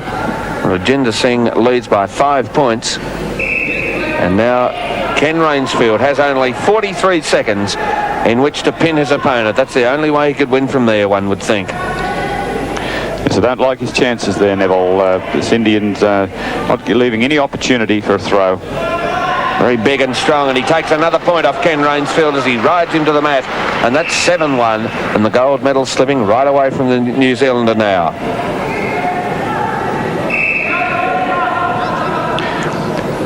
Here's the Indian controlling Rainsfield's hands. Now an arm drag situation. Tried to drag Rainsfield by, then move behind to take him off his feet. So there's the clock ticking down in the right-hand corner. It's only a matter of a few seconds away from gold. Rainsfield attempting a lift. I think the hooter will beat whatever Rainsfield's trying to do. There it goes, and it's gold to the Indian, Rajinder Singh. And the bronze medal there going to Brian Renkin from Canada. The 82 kilogram class, Australia represented by Wally Koenig. That's a 3rd warning for passivity on the Canadian. So 3 warnings apiece. 42 seconds to go in the bout. Needing 2 points, Wally Koenig. Wally Koenig needs to turn the Canadian onto his back. Both of these fellows very strong. 2 points to 1. Very close indeed. Chris Rinke of Canada in front of Wally Koenig. 25 seconds to go. Is the gold again going to elude Wally Koenig? He's already picked up 2 silver at previous Commonwealth Games. He needs to tip the Canadian over. 14 seconds to go.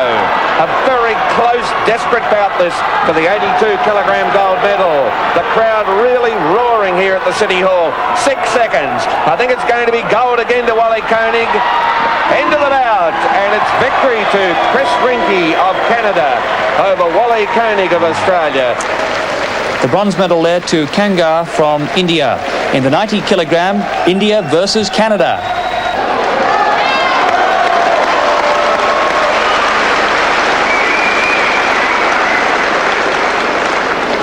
fell right into Clark Davis's hand, so it's now 7-0. Yes, he set that move up very nicely. In under the arm, onto one leg, and just spinning around, taking him to the mat. Clark Davis having a look up at the clock. I think he'd be happy with what he saw. 35 seconds to go. He leads 7-0. Yes, here he's lost a point. And that'll be the Indians' first point of the bout, taking the superior position from the takedown. Remember that both men from the standing position, if one is successful in getting the other's chest to the mat and gaining position from behind, he will take a point. The referee's leaving very little time for the development of ground moves. In fact, this is probably, yes, there it is. It's going to say the longest time we've had in these final bouts on the ground. 9 seconds to go. Clark Davis leads 7 points to 1. And it would need a rare disaster to take the gold medal away from this Canadian now. Qatar Singh goes after. And there's the end of the bout. And a great smile from the Canadian as he moves up off the mat to receive the plaudits of the crowd. And the Canadians coming back in the heavier classes. In the 100 kilogram, it was again Canada and India.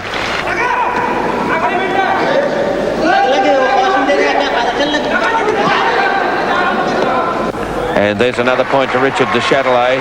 He takes the superior position over the Indian. And now trying to turn him over for a further 2 points. It's 9-3. Great performance. The 2 points coming up, and now it's 8 points the difference. Richard de Chatelet, 11. Satpal Singh, 3. And I think the gold medal almost in the back pocket. 30 seconds to go.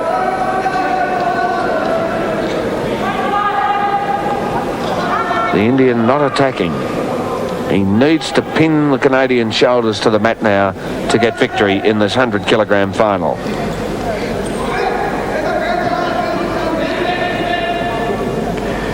Yes, the Indian, I think's given up the idea of this gold medal at this point. He realises that the Chatelet's...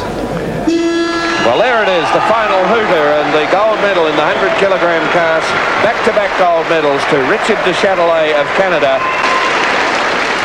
And the result, Canada first, India second, with Australia taking the bronze.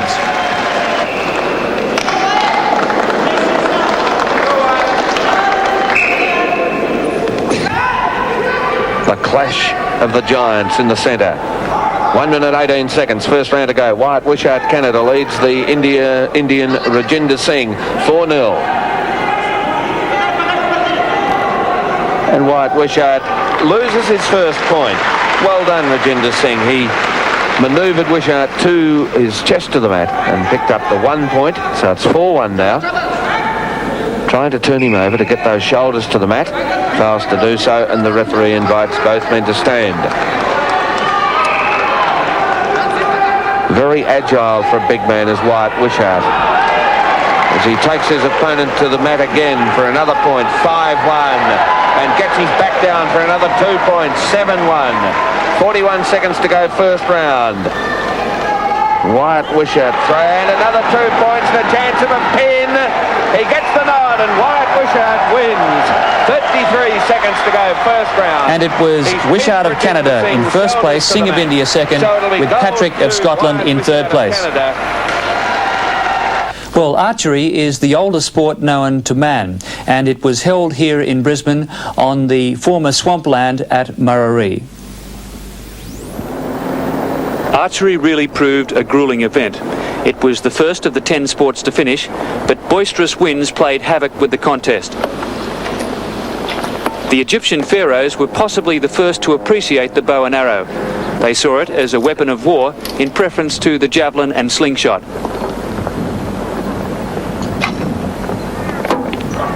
Competition was held over 4 days with some 30 hours of intensive shooting. 2 rounds each of 144 arrows. 10, 9, 8. 36 arrows are shot from 4 distances ranging from 30 to 90 metres.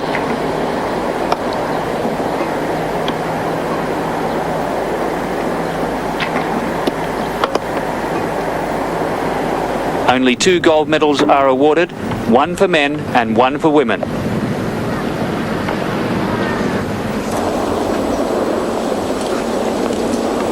Lucille LeMay of Canada. Her husband Roger was in the men's section. New Zealand had a strong team. Lucille was to finish with the bronze medal.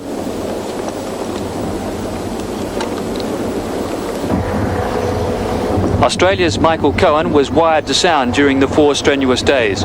He was treated with hypnotherapy by a well-known sports medic, Les Cunningham.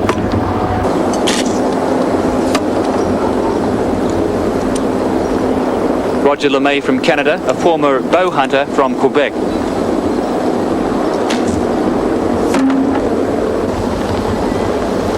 And the man who led throughout, the barrister from Bristol, Mark Blenkarn. Shooting is electronically timed and archers are allowed 2.5 minutes to shoot 3 arrows. Anne Sharrock was very consistent, but she missed a medal.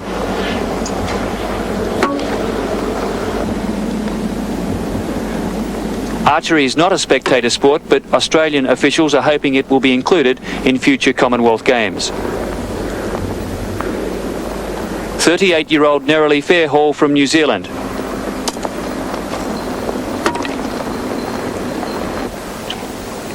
And the 17-year-old schoolgirl from Northern Ireland, Janet Yates.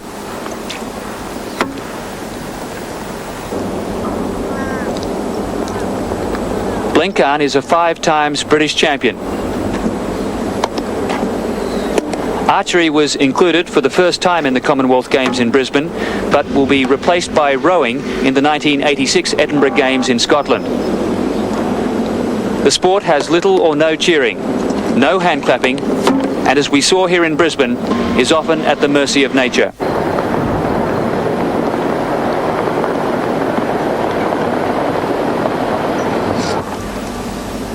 Northern Ireland's prospects of a gold medal were looking good in the ladies' competition.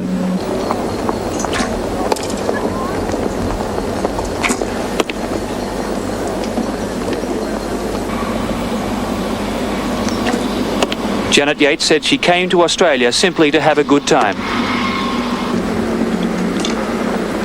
Nerily Fairhall gave an early insight into her fighting spirit when she wheeled herself round the QEII Stadium at the opening ceremony.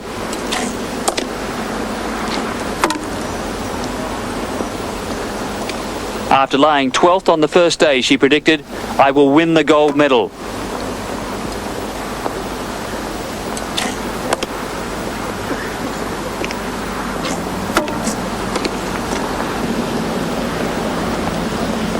And so going down to the final 3 arrows, this girl Janet Yates led by 5, but she lost the gold with this arrow.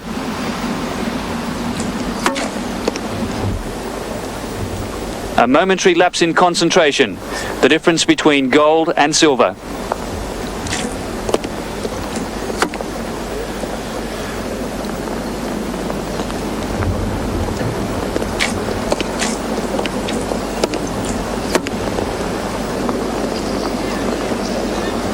Janet Yates a gallant second, and look how Nerily Fairhall finished. For the first time in 4 days, the silence is broken, and spectators salute the new Commonwealth champion.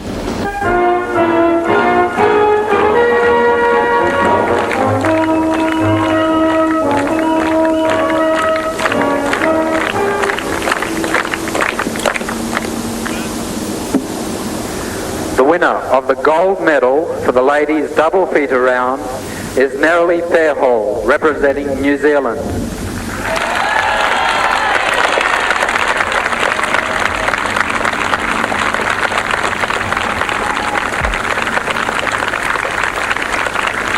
If there is one thing of which we can all be certain, this is a moment Nerily Fairhall will never forget.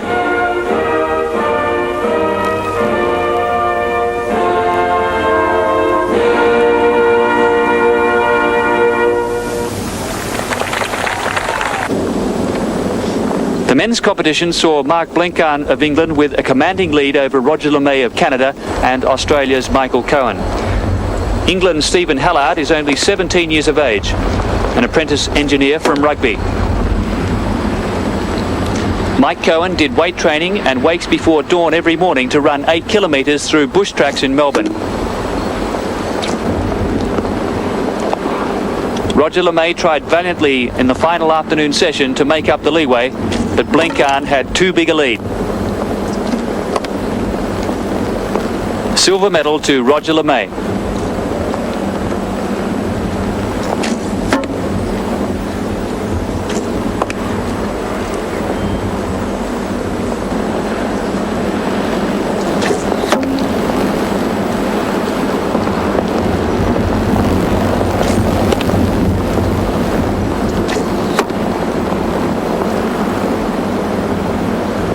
Blencarn led after every distance, and he simply outclassed his opposition. The winner of the gold medal for the gentlemen's double feater round is Mark Blencarn, representing England.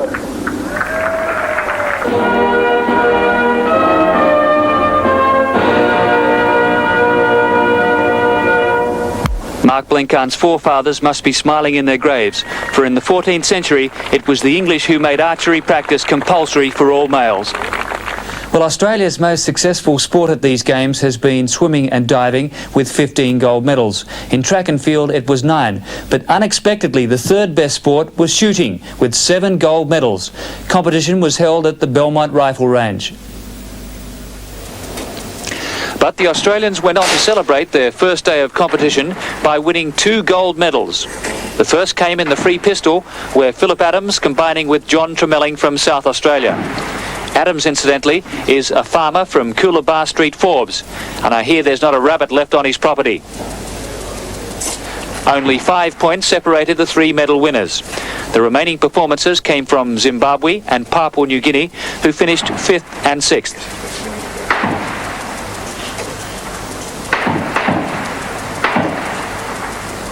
Phillip Adams from Forbes combining with John Tremelling from South Australia to take the gold medal in the free pistol. 2nd New Zealand, 3rd England. Australia's second gold for the day came on the full bore range. After the first 3 stages over 300, 500 and 600 yards, Australia was only 2 points in front of England and Scotland in the team event. Keith Affleck of Australia was having a great personal battle with John Bloomfield of England for the position of high shooter of the event over 1,000 metres. Affleck is a school teacher from Sanford here in Brisbane. Teammate Jeff Ayling hails from North Hobart. Over the 900 distance, Australia had a 7-point margin, but had to withstand a strong finish from England and Northern Ireland. There were only 2 points in it at the end, but that was enough to give the gold medal to Australia. The Falkland Islands had a team of 2 competitors in these overall games, Tony Peterson and Gerald Cheek. They finished second last, but it is the friendly games, and competing is what it's all about. During the Argentinian invasion, the rifle range in the Falkland Islands was destroyed, and these 2 men also had their rifles confiscated. In a special gesture, the Australian Shooting Association donated 2 brand new rifles.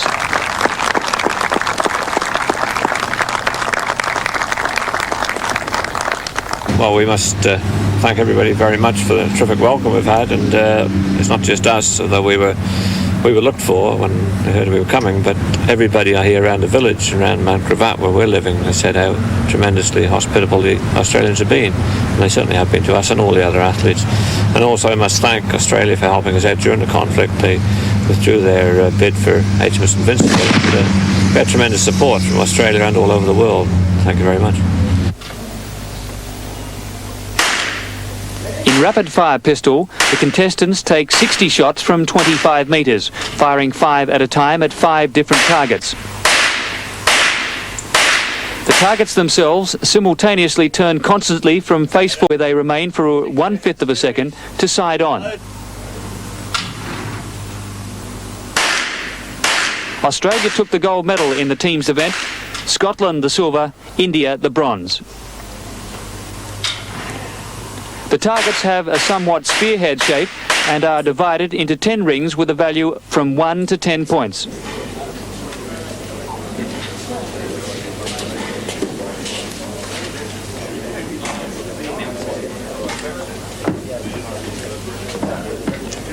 In the individual event, Hong Kong won gold from Canada and England. Alex Taransky hails from Adelaide. He's a 41-year-old teacher. Unload. Main competitor. Taransky won a gold medal in the centre fire teams.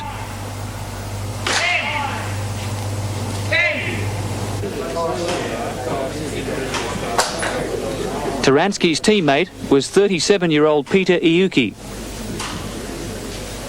He's a window tinter from Townsville.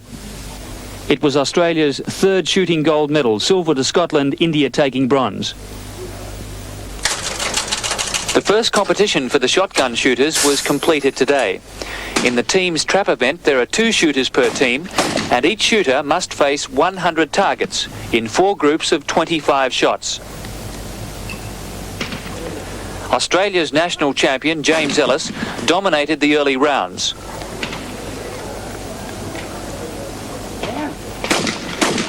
Ellis shot 44 of his first 50 targets.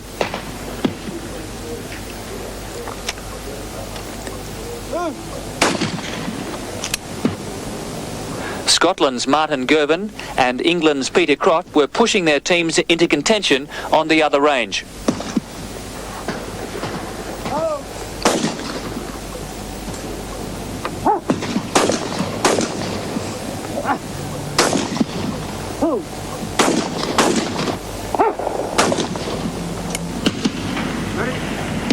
With Terry Rumble also shooting well for the Australians, the local team took an 8-point margin into the final round.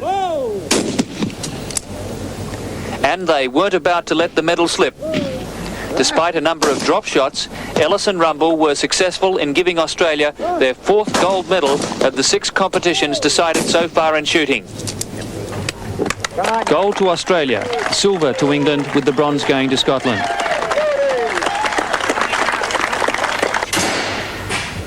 Australia won its 5th gold medal in the air pistol teams event.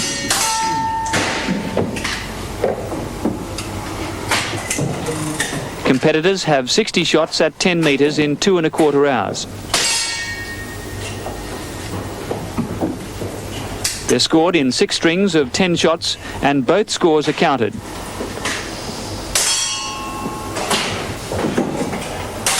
Phillip Adams and Greg Colbert of Australia taking gold medal in the air pistol teams event.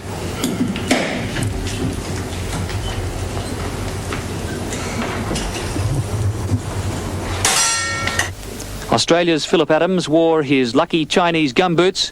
Gold to Australia, silver to England, with the bronze going to Canada.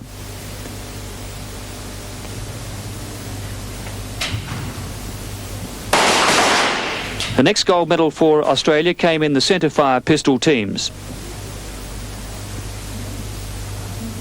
Games competition comprises 8 rounds for a total of 200 shots.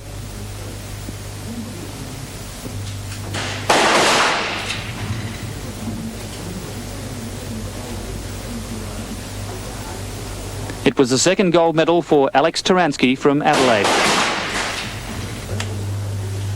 Range 10, load. The individual competition was won by England from Scotland and Australia.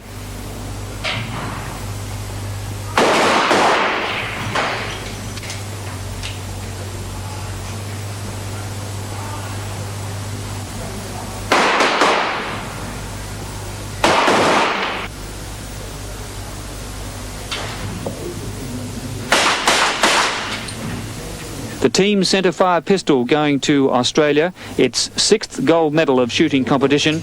India taking the silver medal, with England the bronze.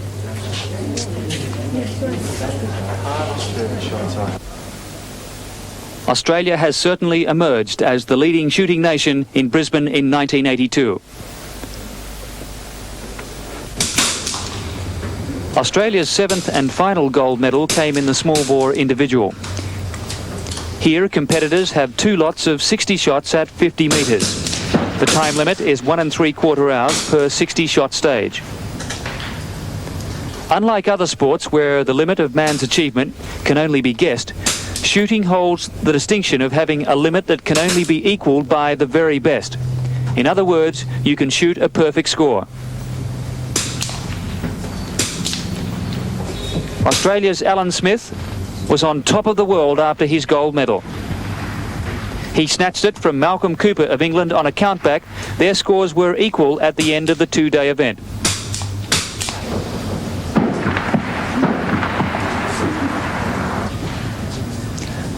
Smith and Cooper totalled 1184 points from a possible 1200, but the local boys shot 104 bulls compared with the Englishman's 103. 7 gold medals to Australia. Well, some of the greatest moments of these 12th Commonwealth Games occurred at QEII Stadium on the track. The first momentous occasion was in the men's 10,000 metres. We joined the race with 3 laps to go. Commentator Tim Lane. Under 1,200 to go. Julian Goda leads them, and they're getting away from McLeod and Shahanga. It's Goda and Bari who are going to fight out this 10,000 metres. The man in front looks strong, Julian Goda, but Bari looks a bit better than he did this time a couple of laps ago. And believe it or not, Shahanga's putting in another burst. There he is, lying 4th at the moment. He almost looked as if he was going to catch them then. This guy, he will not give up. Great battle going on in the back straight. Bari now going to the front, and the race is really on. Bari threw out the challenge then. He went up alongside Goda and he said, I'm going to pass you, and Goda resisted him for a minute, and Bari went through and got out in front. And look at Shahanga. He's right back in it. He looked out of the race a lap ago or half a lap ago, and now he is right in the event. It's incredible. Absolutely incredible. How would a guy do that? Get so far behind. You'd almost led to believe that he's playing with the race. Just over 800 to go. What a magnificent performance by Shahanga. And once again, it's Tanzania 1-2. Bari leads, Shahanga second. 800 metres to go. They're into the second last lap. And that must be demoralising to Julian Goda to see these 2 Tanzanians back in front. That is unbelievable. I don't think I've ever seen anything like that before in the history of distance running, for a guy to really lose contact completely with the front bunch as he did. And I've got no doubt at all that Julian Goda was looking backwards and thinking, OK, we're right with this. And then all of a sudden, he's passed again. And there he goes, Shahanga. What a fantastic runner. Well, I think we were all disappointed when we discovered that Henry Rono wouldn't be at the Games, but in Gitamus Shahanga, we have perhaps another black African prodigy. Bari putting some pressure on his countryman Shahanga now. And perhaps they're getting away from Goda, who must be feeling the pinch. I thought a couple of laps back that he looked the likely winner. But to see Shahanga run past him must have really taken the sting out of him. And he now looks beaten. The 2 Tanzanians with under 500 metres to go. Bari leads, but don't write Shahanga off. No, don't write Shahanga off. Bari, of course, is saying to himself, well, Shahanga, you've had yourself a gold medal. You got one at Edmonton in the marathon, and this one's mine. He's throwing down the challenge, but by Joe's, Shahanga will not give up. They've broken away from the Englishman now, and it's a 2-man race. The gap between second and third is widening with every stride. Goda's been dropped off by 15 or 20 metres. They're into the back straight. They've got about 260 to go after running 9,700. Bari leads Shahanga, but Shahanga clacks on the pace now. Just over 200 metres to go. Bari comes again, so Shahanga just throttles back and says, OK, I'll leave it till the last 100 metres or so. This has got everything. This has really got everything. We've seen a tremendous run, and now what a great 2-man battle this is. Bari put the pressure on then, but realised that Shahanga could go with him. Shahanga looks strong. They're into the straight for the last time in the 10,000. Gitamus Shahanga ranges up alongside Bari. Shahanga and Bari, what a finish. Shahanga in front. Shahanga pulling away. The marathon man in 78 is the 10,000 kick in 1982. Gitamus Shahanga wins. Bari second. Goda comes in third place. What a performance. Women's 100 metres. Sit. And away, Taylor out brilliantly. She did better than Oddie at the start. Bailey also going fast, peeking back a bit. Ubar's right up there. It's Taylor in front. Oddie trying hard. Don't think she can get there. Bailey in front. Bailey just wins. Oddie second. Pekin got third. Pekin picked up the bronze. But Angela Taylor of Canada has won the women's 100, beating Merlene Oddie of Jamaica.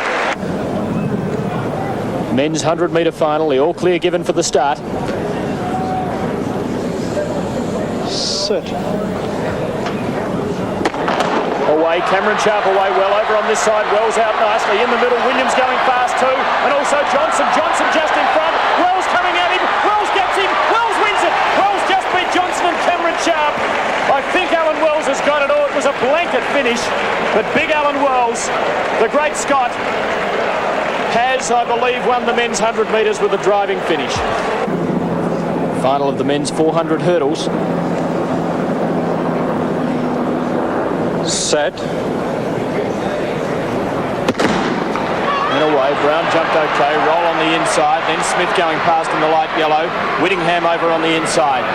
They've run 120 metres. Oates out in front of Brown, who's made some ground on him. Roll's not doing so well. He's already been overtaken by the Canadian Gus. Smith coming through strongly in the middle of the field. And the Queensland crowd right behind Gary Brown here as they're at the 200-metre mark. Rawalma Hunter second, Roll third. But the winner, Gary Brown of Queensland, Australia. Set. And away in the women's 400 hurdles. There goes Foreman and Flintoff, Farmer, then the English girls, Morley and Ray, followed by Page over on the inside. Flintoff in the middle of the field, already looking good. Foreman carting it through. Out in front, it's Sutherland, followed by Kyle Issimer, Wall. Flintoff's got, and Foreman have got those three covered already. Foreman doing well over in the Flintoff. Now the men's 800 metres, Australia's big hope, Peter Burke. 50 metres down in the last 400 metres. Forbes leads from Burke. The race on for the gold medal in the men's 800 metres. Forbes of Scotland. Burke lying second. McGeorge third. Then Maynard, followed by Koski of Kenya, and then Cruz starting to struggle over in the back straight. 250 metres to go. Burke starting to make his move, and the crowd starting to roar for the Victorian. Peter Burke in front at the 200, showing plenty of toe. Maynard trying to go with him. McGeorge, and here comes Walker in fourth position. Inside the 200, Burke in front of Maynard. McGeorge, then Walker, and a gap between those and the rest. Burke comes into the straight in front. Maynard throwing everything at him. Peter Burke in front. He kicks away. Maynard fighting back. But it's Burke in front with 40 to go. I think he's got the gold medal won. Burke running strongly. Maynard can't do any better. And Peter Burke wins. Burke third. Maynard second. McGeorge third. Walker fourth. But Peter Burke's the 800-metre king. What a performance. Sit. And away, Wells out like a shot. Narracott got away well, then back to Sharp. Wells going very quickly with Williams. Over on the inside frame. Bit slow in the early stages. Into the straight. Wells will be just in front of Narracott, Williams and Cameron Sharp. Wells just in front. Narracott running a big race. Over on the far side, McFarlane. Wells just in front of McFarlane. McFarlane on the inside, but Wells just won, I think. From McFarlane, Cameron Sharp was third. McFarlane thinks he's won it. After a long delay, a dead heat. Gold medals to both McFarlane and Wells, giving Wells double gold for the 100 and 200 metres. Now world record holder David Moorcroft of England in the 5,000 metres. Moorcroft in front as they come down to get the bell. Rose second, Bari third. Perhaps Andrews did the wrong thing and the effort might have told. Under 400 to go. Moorcroft, Rose, Coack, Bari, Philippou, Andrews, Forbes. I can't see anybody in the field who will match Moorcroft's speed. Moorcroft has got the speed, there's no doubt about that. And here he goes, clapping the pace on in the back straight. This is where it's got to happen. John Andrews starting to struggle. Moorcroft from Rose, 250 to go. The two Englishmen getting away. Bari starting to dig them in, but the Englishmen getting away from the two Africans. Moorcroft leads Rose. Coack struggling in third place, but Moorcroft looks good. Inside the 200-metre mark, the world record holder David Moorcroft leading his countryman Nick Rose. Coack of Kenya lying third, but Moorcroft storms into the straight. It's all Moorcroft. Look at him go. Sprint home by Moorcroft. Tremendous performance. Taking the gold medal in the 5,000 metres. He won the 1,500 at Edmonton. He's won the 5,000 at Brisbane. Rose second, Coack third. Stopwatch is poised. And away they go. 25 seconds after 6 o'clock. 1982 Brisbane Commonwealth Games marathon is underway. Australian hopes, primarily with Robert De Castella, also with Laurie Whitty and Rob Wallace. got a shot there of the cars all banked up, of course. 6 o'clock bumper-to-bumper traffic curve on the Story Bridge. With the roads all sort of closed off for the marathon, there'll be a lot of disruption of traffic in Brisbane today, which I'm sure the people of Brisbane will wear well. Lose them here as they go through the Ivory Street Tunnel. 8 minutes 45, 6 down in the marathon. Well, with 5k down, let's give you a little update. 2 Tanzanians, Ikanga on the left, Shahanga on the right, behind that policeman. Kenyan, Mawu, who was dropped off, but starting to peg them back. He's only 5 metres or so behind the 2 Tanzanians now, a little bit more. And then back to the main bunch, which includes the Australian, the favourite, Robert De Costello. There he is. There's Deke, number 28. Kevin Ryan, the New Zealander, in the black. Well, they're in the business end of the race now. This is where it all starts to happen. Perhaps in another 5 or 6 miles, where the pressure is really on. What a sight. Through the tunnel. Lovely loneliness to have this one, that far in front of the field. Let's update. 66.5 minutes down in the marathon. 2 Tanzanians, Juma Ikanga in front, Gitamus Shahanga, the winner in 1978, gold medalist in the 10,000 metres here in Brisbane, are at the 22-kilometre mark. They've led the field from the start, and as you can see, it's daylight second. There's the situation. You can just see them in the main body of the screen, first, second and third. And De Costello has almost caught Shahanga. And that must give him a tremendous surge. They've got about 2 miles to go. They've put down 1:57.46, 47, 48. So they'll be running now for something like another 10 minutes, a little bit more. And De Costello seems to have Ikanga covered in the marathon. He's come from 500 metres behind at one stage and now trails by only 15 or 20 metres. And the crowd sensing an Australian victory here, really urging him on. And look at him, the big man from Victoria. I think he's got him. What will Ikanga do when De Costello comes on his shoulder? Will he drop or will he carry on? This is the first time we've seen the two of them this close in a long time. But the big man looks strong. He looks good. Looks good, and a slight smile on his face too, and he knows that he's in there. Look at him now. Yes, he's going. He's going. What's going to happen here? They're going to run together, or is Deke's going to have a rest? I think he'll try and go straight past Marty and establish a supremacy if he possibly can. He's sort of nestling in there behind him at the moment. Kanga must be answering the challenge. Here he goes, or is he? Oh, look, yes, he is. He's going, yeah. In front. De Costello hits the front in the last 2 miles. Come on, Deke. Come on, Deke. What a performance. What a fantastic performance by the Australian, whose spirits must have been, in doubt at one stage when he was so far behind. But now Ikanga raising he's going to say, I'm not going to lose this lead in a hurry. No. Look at the difference in size, too. He's throwing down the challenge.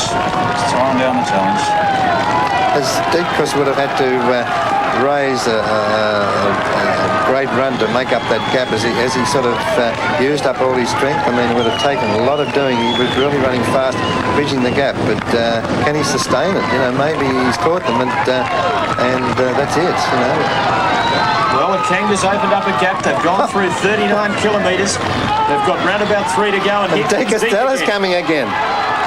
Obviously a real battle of the minds now, with both trying to establish that mental supremacy over the other. And has there ever been a marathon like this? This could be the greatest finish in a marathon in history. They are both very, very tired, very, very exhausted. They have to have this sort of a battle and sprint to the finish, and a marathon like this is a challenge that is an incredible challenge.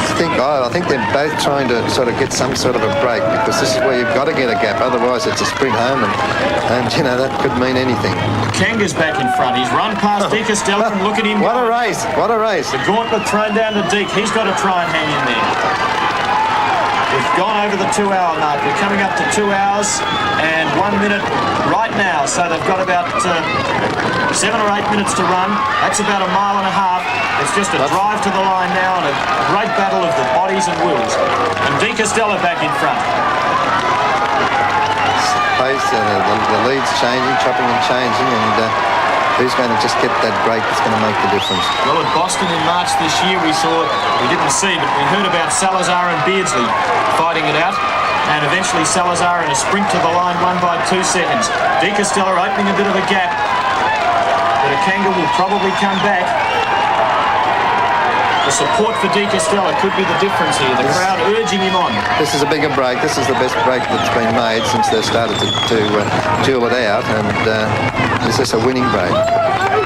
Well, is he the greatest marathon runner in the world? He's shown today that, as I said, he's no one race wonder. He really is an absolute marvel. This has been a mighty performance by De Castella.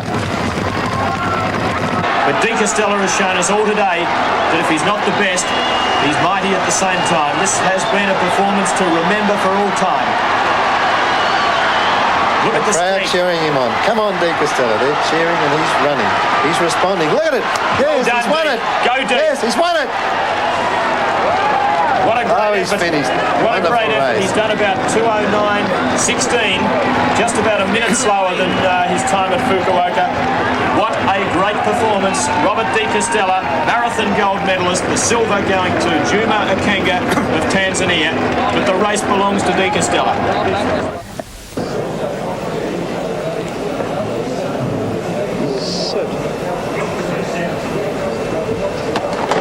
And away, good even break. In the middle, Booth out better than Strong. On this side, Nelson going fast. None doing well on the far side. Booth just in front of Strong. Strong coming at it very strongly. Strong gets to the front, and Strong wins it. Booth second. Very close to third, possibly Nelson or Camelli. But Shirley Strong came from behind to win the gold medal in the women's 100 metres hurdles. 700 metres down now, and Mike Boyd still the leader.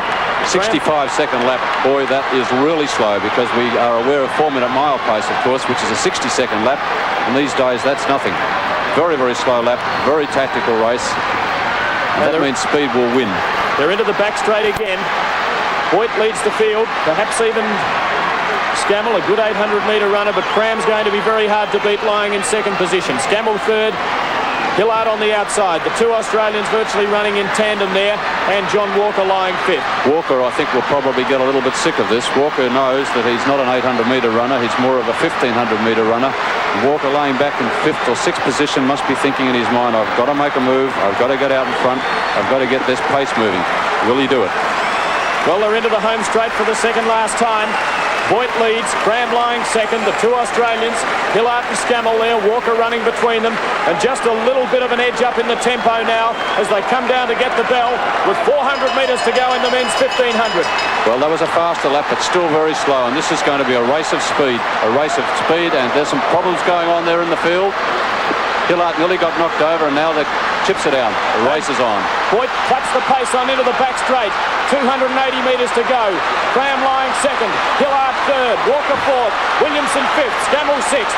240 to go. Boyd sprinting. It's a sprint home. Boyd leading from Cram. Walker runs up into third place. Hillard perhaps starting to struggle. They're inside the 200 metres. Mike Boyd of Kenya in front. Cram second. Walker trying desperately. Oh, he gave Boyd a bit of a shove there. Hillard's lying fourth. Into the straight. Cram dashes to the front. It looks as if the gold medal's his. Cram kicks away from Boyd and Walker. Hillard can't win a medal, but Steve Cram, you are great. Down to the line. Gold medal England, Steve Cram. Second Walker, third Boyd. Williamson fourth, and Mike Hillard finished fifth. Over into the back straight for the third time. Now the challenge coming from England. What a terrific race this is, and what a great change that was. Keep him out. The England man's got through. Australia struggling a bit here. England leading from Kenya. Australia falling back to third. Canada fourth, but these four countries have got it between them. Rick Mitchell to run the last leg for Australia, and he can win it. He won the silver medal in the 400 metres. He'll be pulling everything out here. But Australia losing a bit of ground. England just in front of Kenya. The Kenyans running a tremendous race here. They've got a great reputation in this event and hold the Commonwealth record. Now Mitchell takes the baton for Australia, shoves the Kenyan out of the way and says, look out, here I come. England in front, Kenya second, Australia third, Canada lying fourth. Over into the back straight, 260 metres to go. Mitchell passed by the Canadian, but he'll power home in the last 200 metres. Don't ride Mitchell off. He's there with a chance of pulling this out for Australia. Kenya back in front of England, Canada, and Mitchell's there poised to make a run. What a finish this is going to be. 130 metres to go. England, Kenya, and Rick Mitchell, the Australian flag bearer, carrying the flag here. England in front. Here comes Mitchell. Mitchell trying desperately. England just in front of Australia. I don't think Mitchell can do it. It's England first, Two gold medalists running the last two legs. Debbie Flintoff, gold in the 4x400 hurdles. And she's picking them up and putting them down in great style as she goes into the back straight for the second last time. Leading from Canada, a long gap then to Scotland, so it looks like Australia and Canada won two. Debbie Flintoff running beautifully. She's got about 200 metres to go. She'll try and go to the last change with Australia still in front. Molly Killingbeck running for Canada. She's coming pretty hard at Flintoff. Showing great form, Debbie, but she's got a very competitive runner here to beat. Yes, and it's very hard to be out in front too, to stay out in front. I can hardly hear either of you because the crowd is making a real racket. Taylor running the last leg for Canada, but guess who's running for Australia? None other than Raylene Boyle in her very last appearance for Australia, and the crowd giving her enormous support. I don't think England can win a medal as Jocelyn Hoyt-Smith has just taken the baton. Angela Taylor a sprinter, Raylene Boyle a 400-metre runner. Boyle's got the sit in the back with about 260 to go. Canada from Australia, a long gap to Scotland, another long gap to England in fourth place.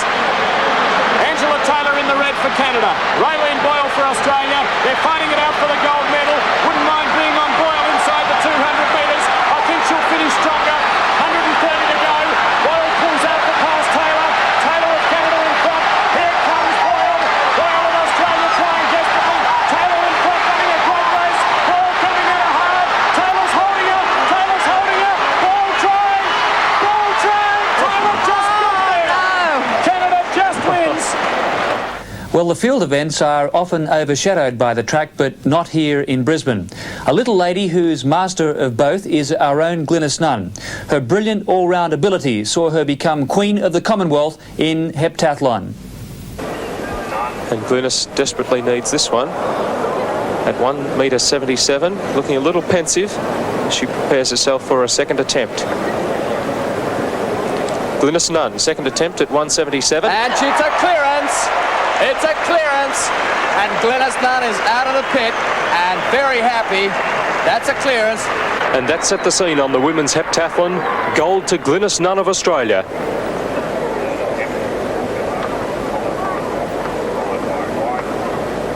Here's the men's hammer throw.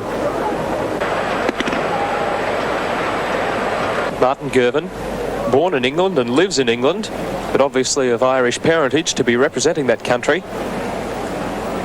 This is his second round throw. Winds the hammer. Very swift in the circle and lets it go. And where is it going? Where is it going? It's going out to about 75 metres. He's broken his own record. Well, maybe. There's not going to be much in it. It's about 74, I think. But we're talking 20 centimetres. Look at the speed. Look at the speed around through those turns. And he lets it go. Good release. Hangs back in the circle. 73 metres 62 for Martin Girvan, a new Commonwealth Games record, but then came Robert Weir of England. Big Robert Weir from England. His third throw. He's in second place at the moment in the hammer. 10 centimetres down, and my man's going to get this one together a bit better. And he's let it go. And it's a 75-metre throw from Robert Weir of England. What a tremendous heave from this giant man, 22 years of age, strides from the circle into the lead in this very exciting hammer throw competition. And look at this man get his act together on this one. No mistake about the technique there. 75 metres 08 for Robert Weir, the gold medal throw. Here's Daley Thompson in the decathlon.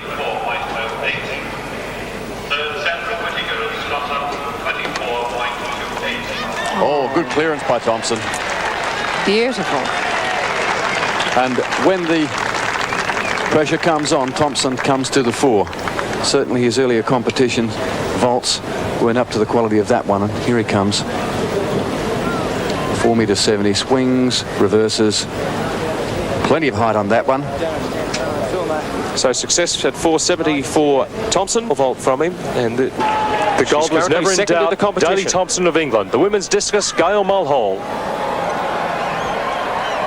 Oh, yes. I think that's taken her perhaps into the lead in the competition. She might be close to 60 metres.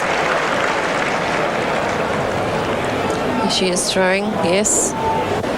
58.64. 58.64 is the distance for Gail Mulhall, so she doesn't quite pick up first place, but safely entrenched in second position. Well, here's the girl that's been doing the best in the competition, Meg Ritchie from Scotland. She leads it with a 59.56.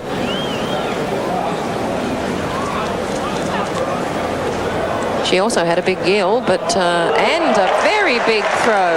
In fact, it's beyond the Games record. She has just created a new Commonwealth Games record. Not a Commonwealth record, but a Commonwealth Games record. The markings on the track are in 3 different areas: Commonwealth Games, Commonwealth and World record. And there's the distance, 62.98. 62.98 for Meg Ritchie, and that beats the old record set at the last Games in Edmonton by Carmen Ionescu of Canada. That was 62.16. And that throw took the gold medal for Meg Ritchie of Scotland. Here's Gail Mulhall again, well, this time in the women's shot put. Gold for Australia. Gail Mulhall, she's already thrown a Games record. Here's a second put. It's better. Yes, the crowd are roaring. The crowd here are very knowledgeable. They're watching all of these marks on the ground.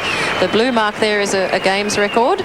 Here she moves across the circle. Tremendously speedy girl, this one, and very, very strong. 17.68, a new Games record for Gail Mulhall, and she leads the competition easily.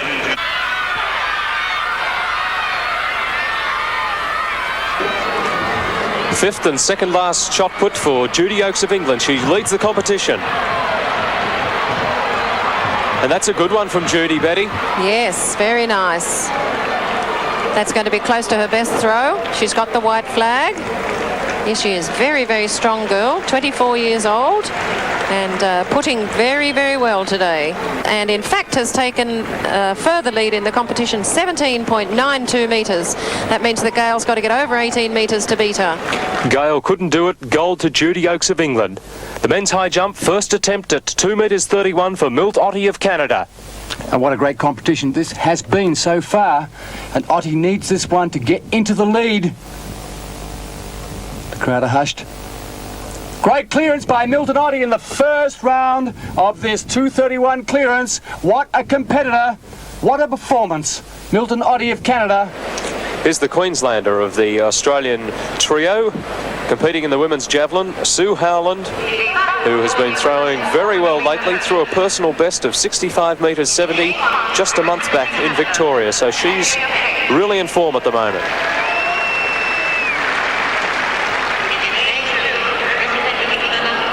That's a beauty. Wow, look at that. Let's see, yes, they're going to mark it. That's a new Commonwealth Games record. What a tremendous opening to the competition. Here she goes through, very strong girl, lots of power, flights the javelin beautifully, watching as it goes through the air. And in fact, it lands well beyond the blue line, representing the Commonwealth Games record. And perhaps she will be a bit of a surprise to a lot of people, Betty, but she's been throwing so well lately, that's really no surprise to us. 64.46, a new Games record for Sue Howland from Queensland. Just waiting for the hubbub to die down from the 200 metres.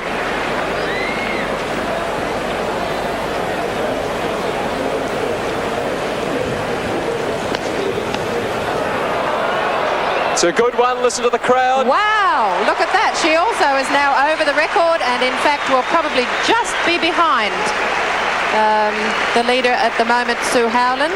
We'll wait for the distance, but I think it's just a little less, but that's a tremendous throw. That's what competition is all about. Petra Rivers, 62 metres 28, so she's still in second place. And Petra unable to bridge the gap. Gold to Sue Howland of Australia. The men's long jump, third round jump for Gary Honey. And Gary Honey dominating the competition so far, 8.09 in the second. Races to the board on the third round jump. Yes, it's a huge one from Honey. Watch the arms go up. There they are. He's pleased with that one. Let's wait and see that distance. I'm sure it's a very big leap from Honey. Desperately wants to win this long jump competition. We'll wait and see the distance, but the arms tell the story. 8.13 from Honey, a new national record and a Games record, in fact. And gold for Honey. Ray Boyd of Australia. Men's pole vault, first attempt at 5 metres 20. After years in the wilderness, Ray has his chance. Great clearance from Boyd. His moment in the sun has arrived, and Ray Boyd from Australia goes into the lead in this pole vault competition.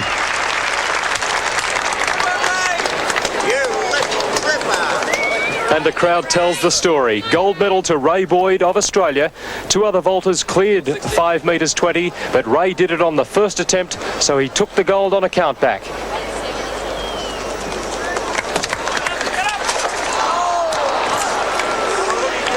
The women's high jump.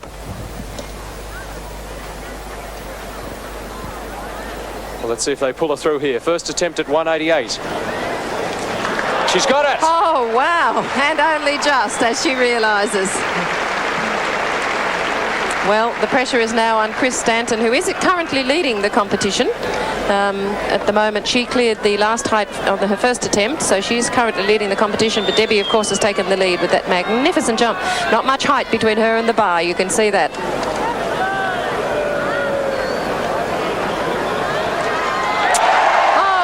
Tremendous leap from Christine. Good on you, girl. And there she is, excited at the fact that she's cleared 188. But it was silver for Christine Stanton as Debbie Brill won on a countback. The women's long jump, first round jump for Chanel Ferguson of the Bahamas.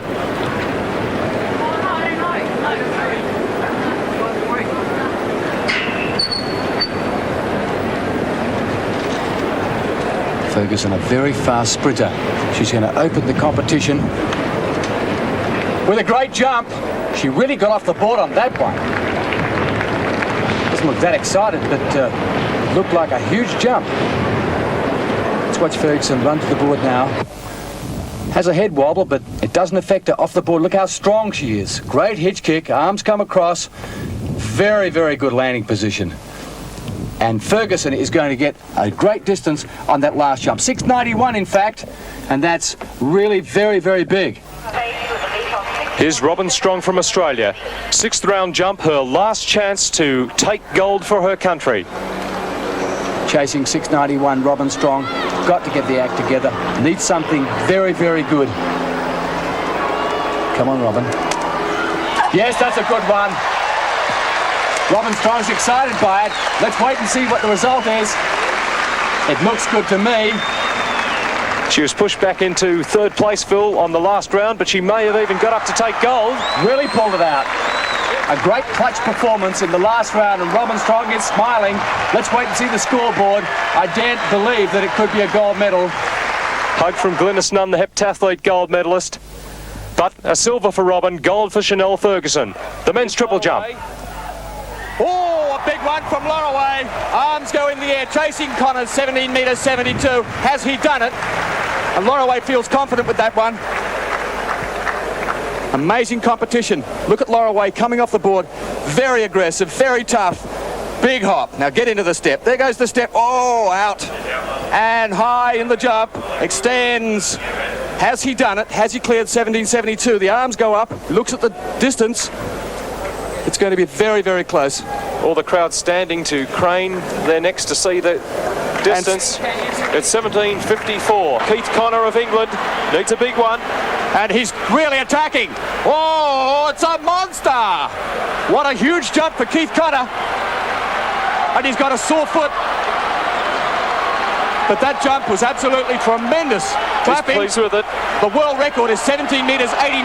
It was way out near it, Phil. Oh, it was. Look at Connor attack that board. Burst from the board. Look at huge hop. Now into the step. Long step. Beautiful. High in the air in the jump. And way out there. And that's an enormous jump from Keith Connor. I'm sure it's winning the gold medal. It's absolutely fantastic. Did win gold, just 8 centimetres under the world record. Men's javelin throw. Competition, and he's pushing for 85 metres. And it's going places, and he's done it. O'Rourke has nailed him. Commonwealth record. And so the Commonwealth record holder, Mike O'Rourke, fist high in the air, really unloads in the 5th round of this javelin. What a great competitive heave. And a new Commonwealth Games record of 89.48 metres. Well, you may have noticed that there is one rather significant track event missing. Let me introduce it by using the words of the former world heavyweight boxing champion, Gentleman Jim Corbett. To become a champion, you must keep fighting one more round. Set.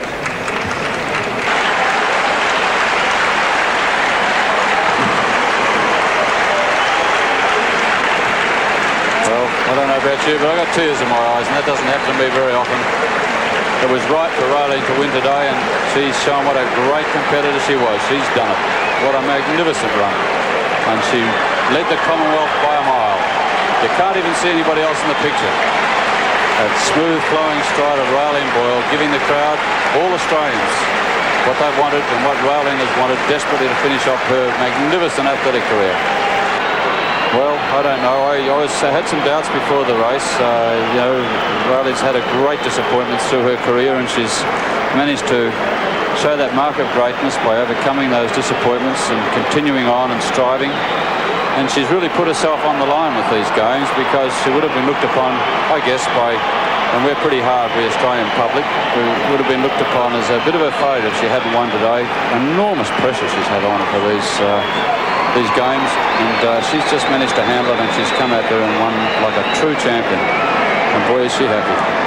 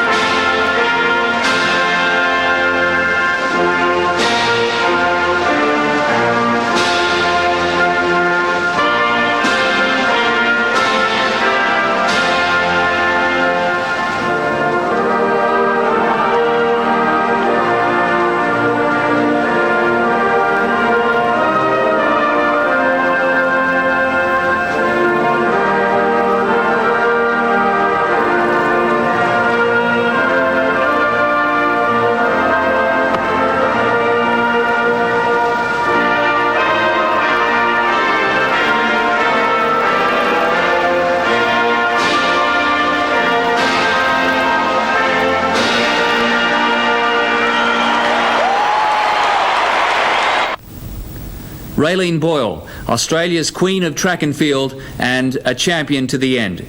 The climax of the 12th Commonwealth Games ended where it all began. It was a final expression of the emotion and friendship which had become such a special part of Brisbane and Australia.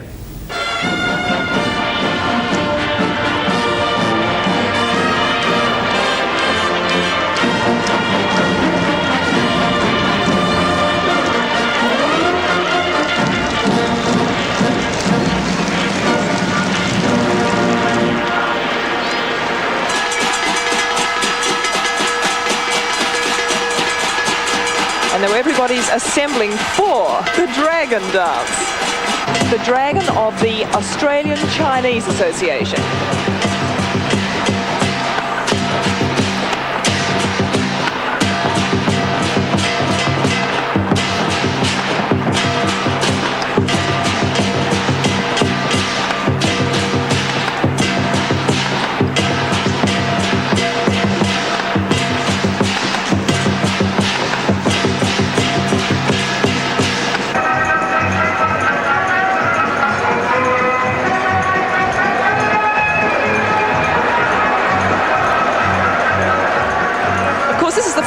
The Queen has seen Matilda, I've just realised. No wonder she's looking so amazed. And how's that for a shot? Right over the stadium. Let's see if that can come straight down. Magnificent photography there.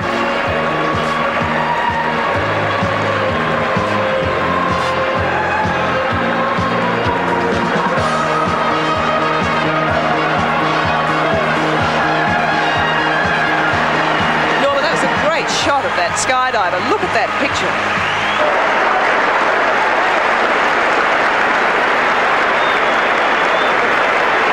And the crowd have been asked to let their streamers go. There are hundreds and hundreds of balloons. What a shot that is.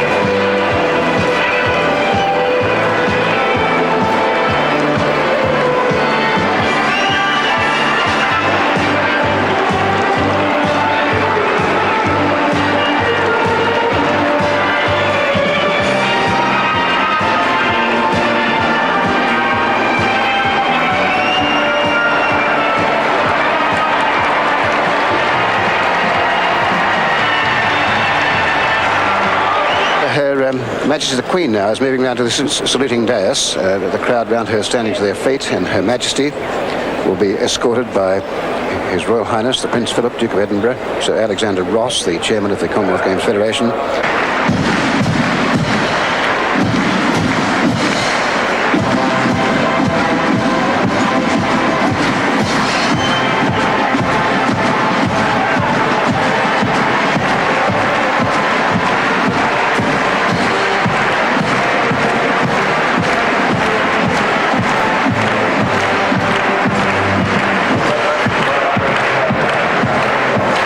So now the teams come in, lines of three, the standard bearer, the general manager of each team, and three athletes. The Australian team will come on last, and we'll let you know now that the honour of carrying the flag for Australia goes to the Brisbane Golden Girl, Lisa Curry.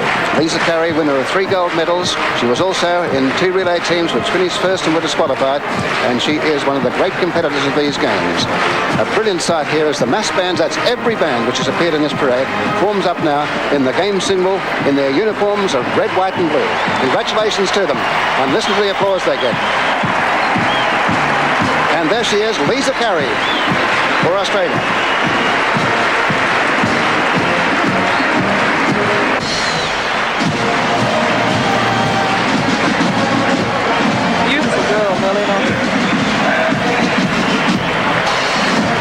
Malaysia following behind. New Zealand had a good last day too, Norman. Yes, they did. Here's the wheelchair athlete, the only wheelchair athlete ever to win a gold medal in the games. Neroli Fairhall. And the crowd giving her a big welcome.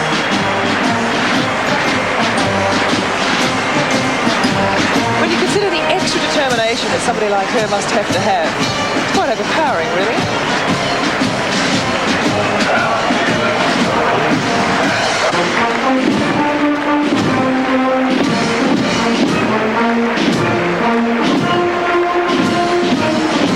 And there they all are, the 45 countries that competed in these 12 Commonwealth Games in Brisbane, and you can see them all as they go from left to right, and they go right down to the host nation, Australia.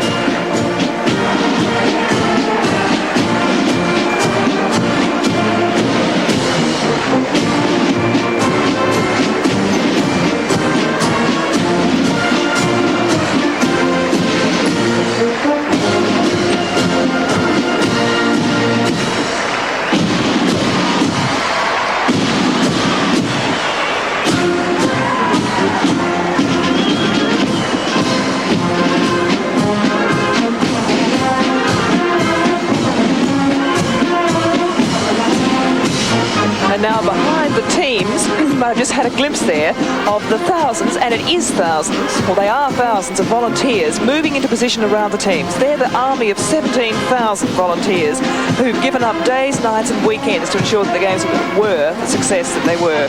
There are hundreds more who have been involved who aren't able to participate in this ceremony, but they're all now flocking in. Look at them all. And believe me, wherever you've been in Brisbane, you can see them. Well, they're just assembling the flags in a semicircle around the area there, and Mr. Les Martin, who's the president of the Australian Commonwealth Games Association, will hand back the flags.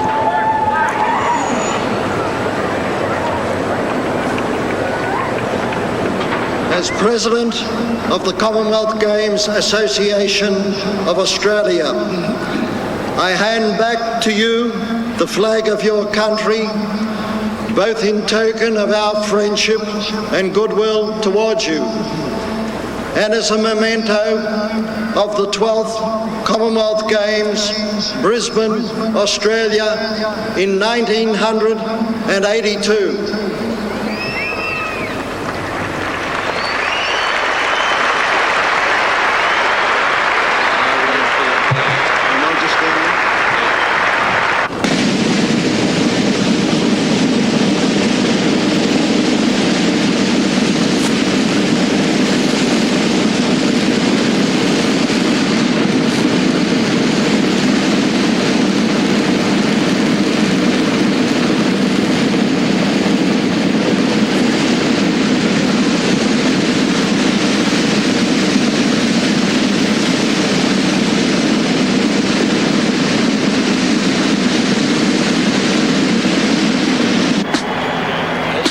of the Commonwealth Games Federation, I entrust the ceremonial flag to your care.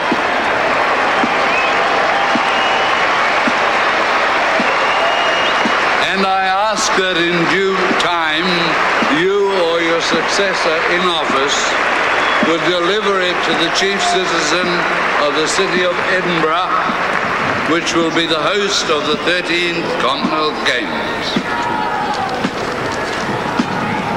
This duty I willingly undertake to fulfil.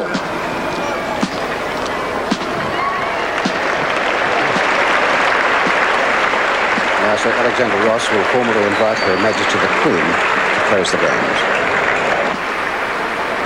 Your Majesty, may it please you to proclaim these 12th Commonwealth Games closed.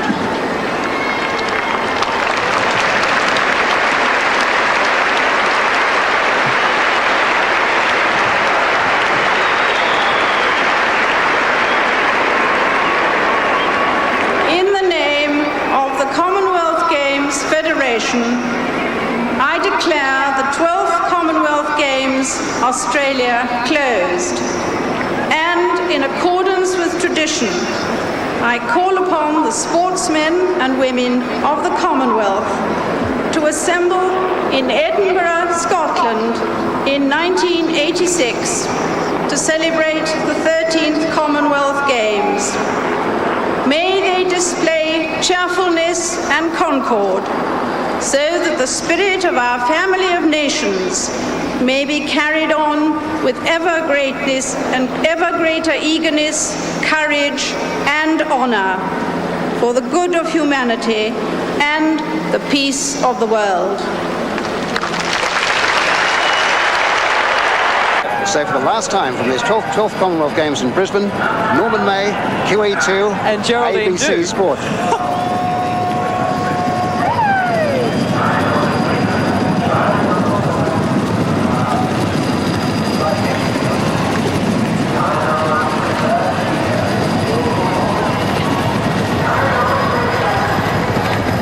And so it all ended on such a happy note. And I guess you, like me, were very sad to see the Brisbane Games finish. As host broadcaster, the ABC provided coverage for millions of viewers throughout the world. And I'm sure Commonwealth bonds have been strengthened by this great celebration. Now we eagerly look forward to Edinburgh in 1986. So until we next meet, it's goodbye from ABC Sport.